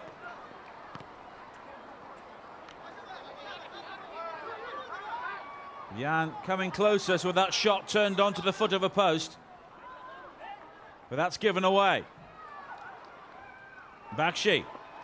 It's a good ball inside.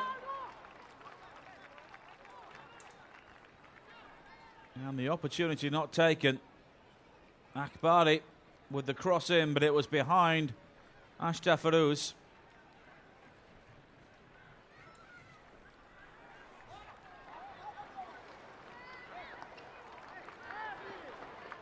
And at the moment, those 3 goals in 6 first-half minutes are carrying Iran towards the bronze medal. Time against Brazil, Marcus Yuri.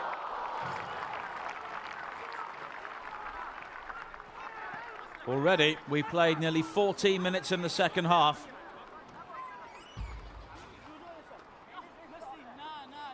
But they'll look at that rapid streak of goals scored by Iran, Brazil, and think they could be capable of something similar here.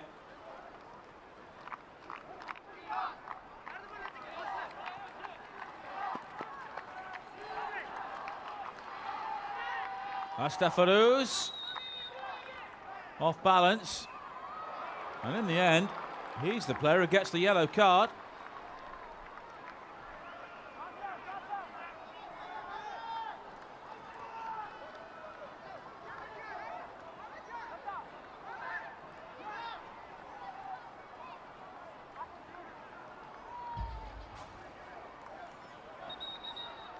I think the referee there believing he'd taken a dive after the challenge. So it's a rather cheap booking. And changes are now being made. Fernandez makes his way off for Brazil to be replaced by Morteza.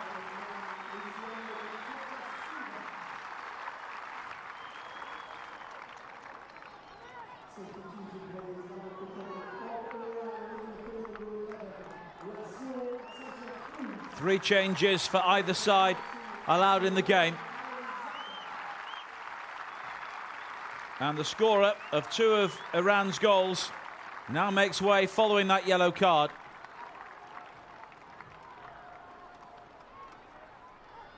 Doesn't look too happy about it. And Karim Zadeh will come on to replace him for the final 15 minutes or so.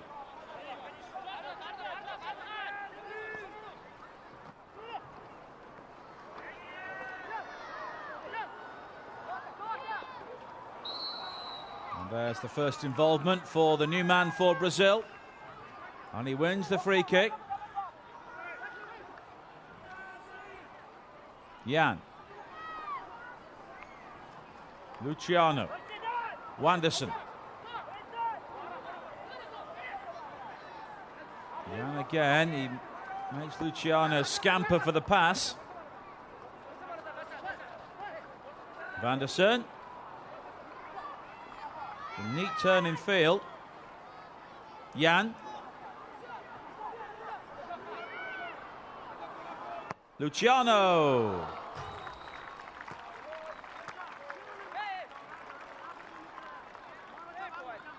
Took a deflection on the way through, clearly.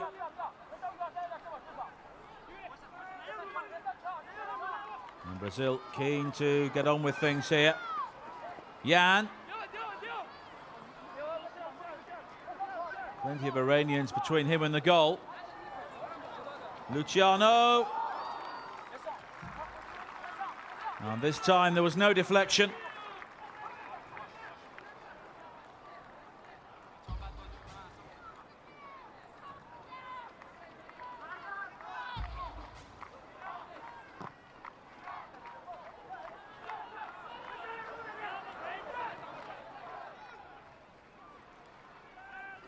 But Brazil have dominated the second half without scoring, and that's a good save from Karzai.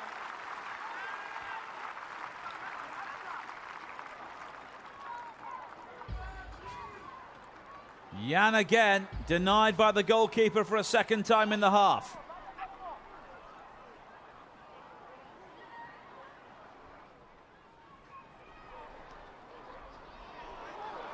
Nice skills, it's deflected. Not into the path of Juric, who was waiting. Marcus Juri with the shot. And Brazil wasting no time at all now. Jan. Maybe they were too anxious there. And they're forced back to halfway. Marcus Juri, yet another Brazilian corner.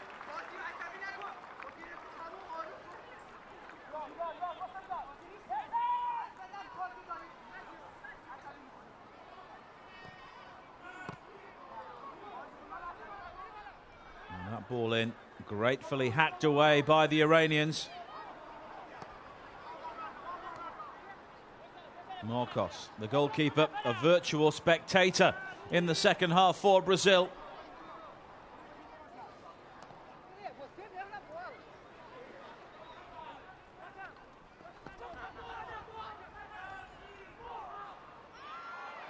Wanderson, good play. Luciano. And on a number of occasions in the game, in this second half in particular, the Brazilians have gone for goal when they've had teammates better placed. And now Matthias comes on to replace Marcos Juri. And the teenager has worked ever so hard for Brazil.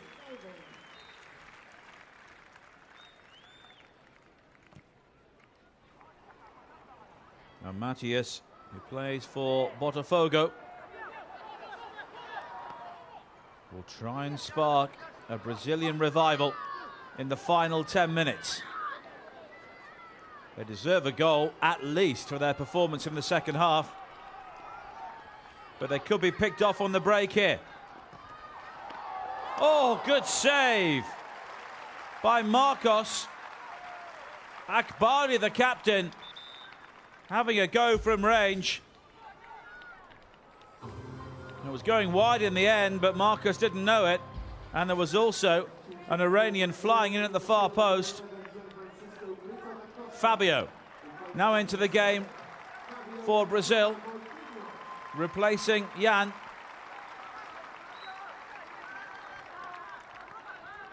Brazil have made their changes.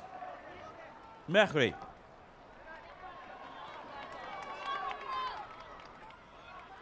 And they've so many forward-thinking players on the pitch now, Brazil. They've got to keep attacking. Matthias. Away from Akbari.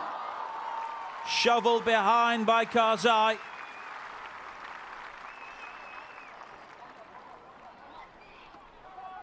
Matthias again. Oh, it's a teaser for the goalkeeper. Almost an own goal there. And the goalkeeper's in the wars again.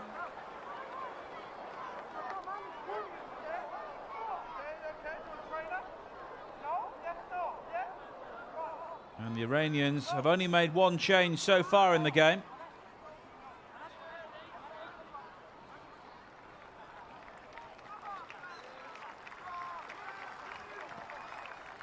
Karzai back on his feet. He's made 3 decent saves now. Matthias. miles out, miles away.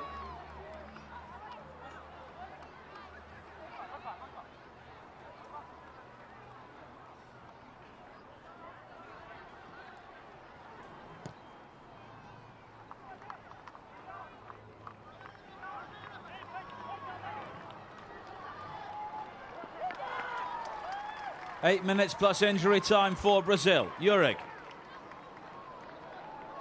Luciano.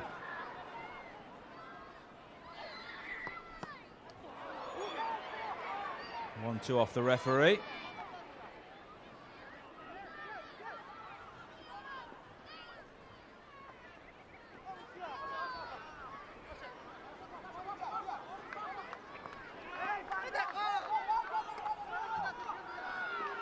Wanderson. Matthias. And the ball spins Brazil's way. It's been all out attack from them in the second half without reward so far, and there won't be one there.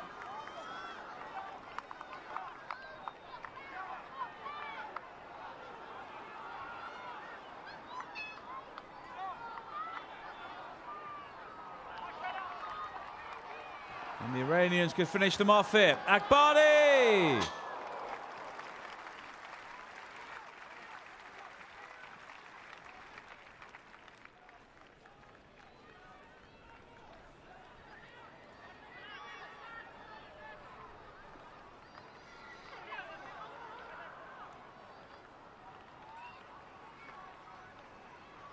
Well, maybe use of the arm there by Zeka. But Iran have it anyway. Akbari! And Marcos had to make that save. There was an Iranian lurking behind him.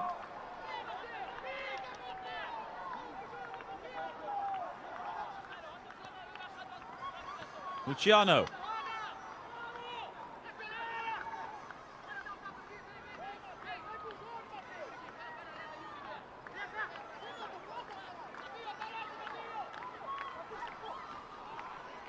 Zeka.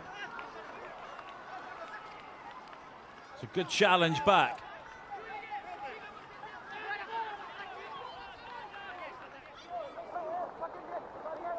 Wanderson. Luciano. It's a good ball. Matthias. A miss kick. Matthias again. Poured out by the goalkeeper.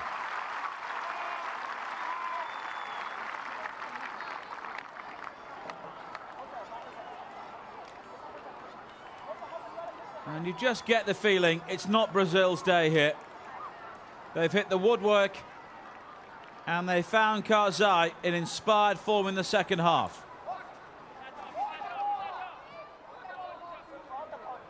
Juric. 5 minutes plus injury time. And there will be plenty of that. There have been a couple of stoppages in the second half. Zeka. For one nominal defender on the pitch now. Wanderson.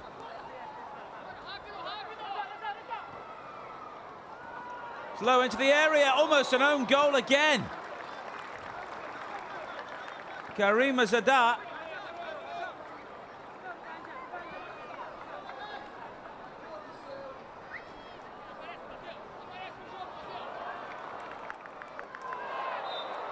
And the corner's given. The challenge on Fabio.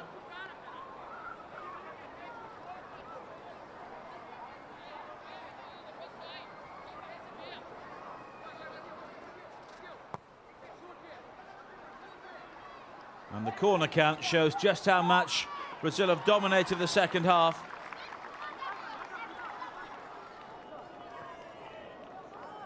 But goals scored is the only significant factor in this game.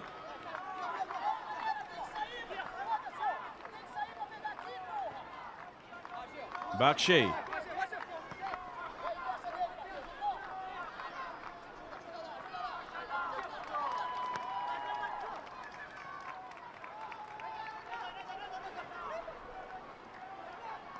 Maybe Iran believe they've weathered what Brazil will throw at them here.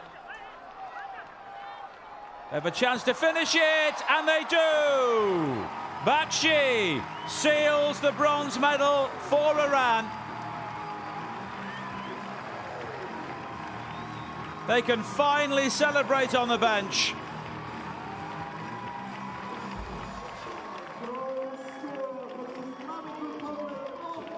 The breakaway goal. And Bakshi was there with the help of the goalkeeper. And after a second half in which Iran have spent much of the time defending inside their penalty area, they've now scored the goal which finishes off Brazil. And for the second successive bronze medal playoff, it looks like they'll beat the Brazilians 4-0.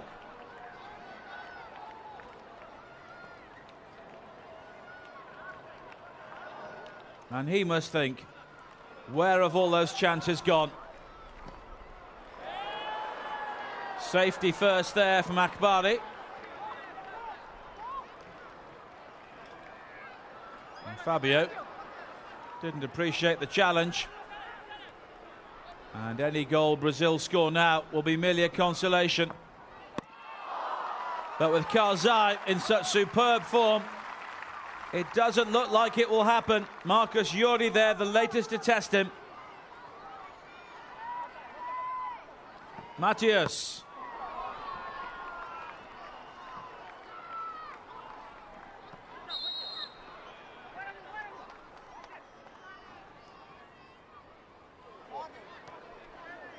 And 4-0 possibly flatters Iran over the whole piece, but it's all about scoring. And Brazil haven't done that. Luciano there. Denied by the defenders and that goalkeeper, who've been superb. And there'll be 4 minutes of added time. And Brazil need 4 goals. And it's not going to happen. Zeka. That's a fine run forward. And that will be a yellow card. Zeka doesn't appreciate the challenge from Karimi Zadeh.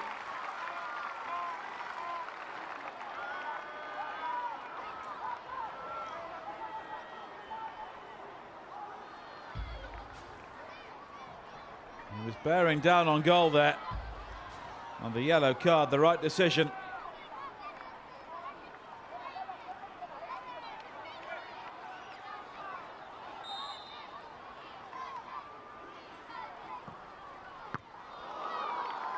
And every time Brazil have fired something in, either the goalkeeper and an Iranian head or boot have been there. Akbari on this occasion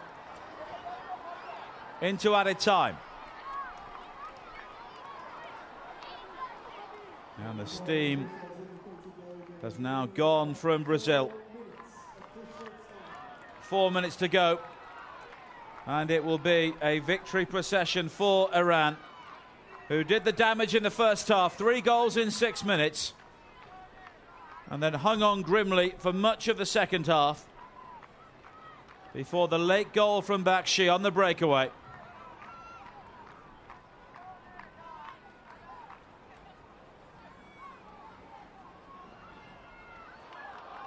And it could be more here. Into the area, and it's 5. Mehri again.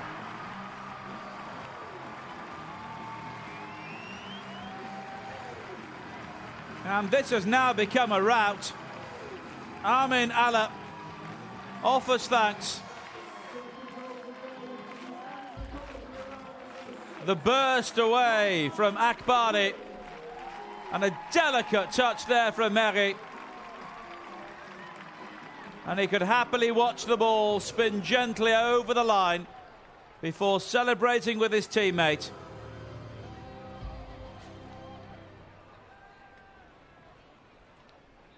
And that's piling on the agony for Brazil. Mehri, second of the game, 6 overall at London 2012. And 5-0. may not tell the whole story, but Iran have been clinical when given the opportunity.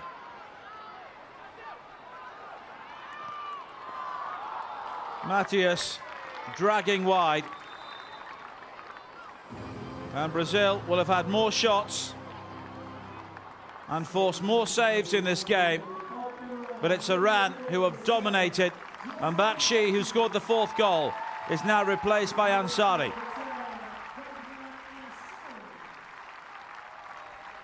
One of the more experienced players in the team at the age of 32. And it could get worse here for Brazil. Karim Izadeh goes down looking for a penalty. And Brazil would deserve a goal here. Luciano. Matthias. Meri. And they've been devastating on the breakaway here. Ansari. Rastagaramobin keeps the ball in play.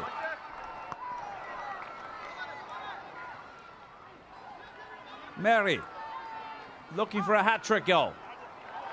All the way through, blocked by the goalkeeper. Appeals for handball as the shot from Ansari struck Matthias.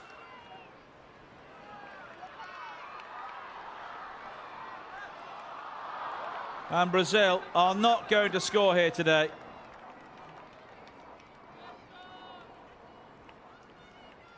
Dejection on the faces of those on the bench.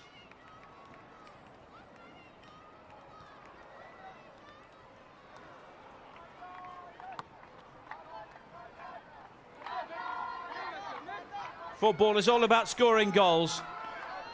And even though they've been under great pressure at times, that is what Iran have done here today.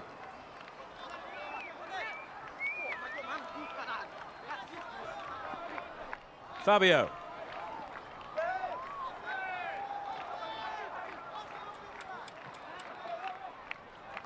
Rastagaramobin.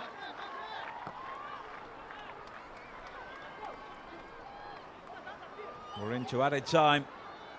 At the end of added time. Zeka.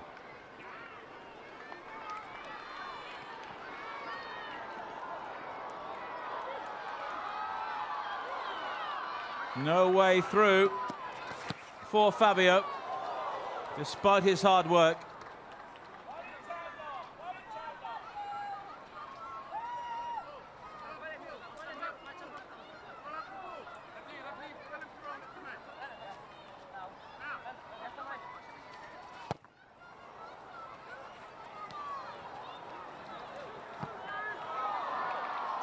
And the shot dragged wide in the end from Matthias.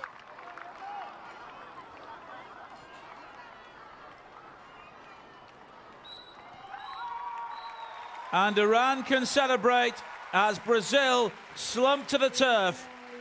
Karzai, the goalkeeper, was superb. And Paulo Rodrigues, the Brazilian coach, knows his team were well beaten. Back-to-back bronze medals for Iran. And they've humbled Brazil yet again in the bronze medal playoff. And the Iranian flag already flying here inside the Riverbank Arena.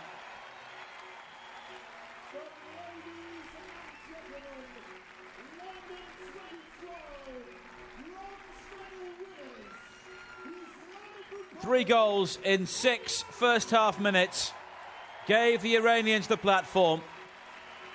Brazil dominated the second half, but 2 late goals gave an emphatic gloss to the scoreline. Tears of joy for the Iranians.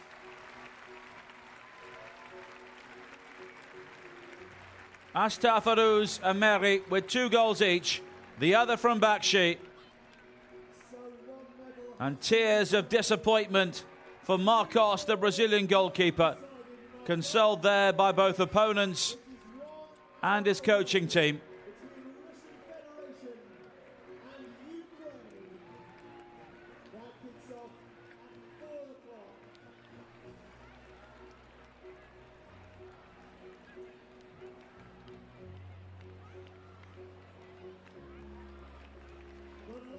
So coming up later on, the gold medal game, Russia against Ukraine. But for the moment, the celebrations here are all Iranian. They've beaten Brazil by 5-0 to take the bronze medal.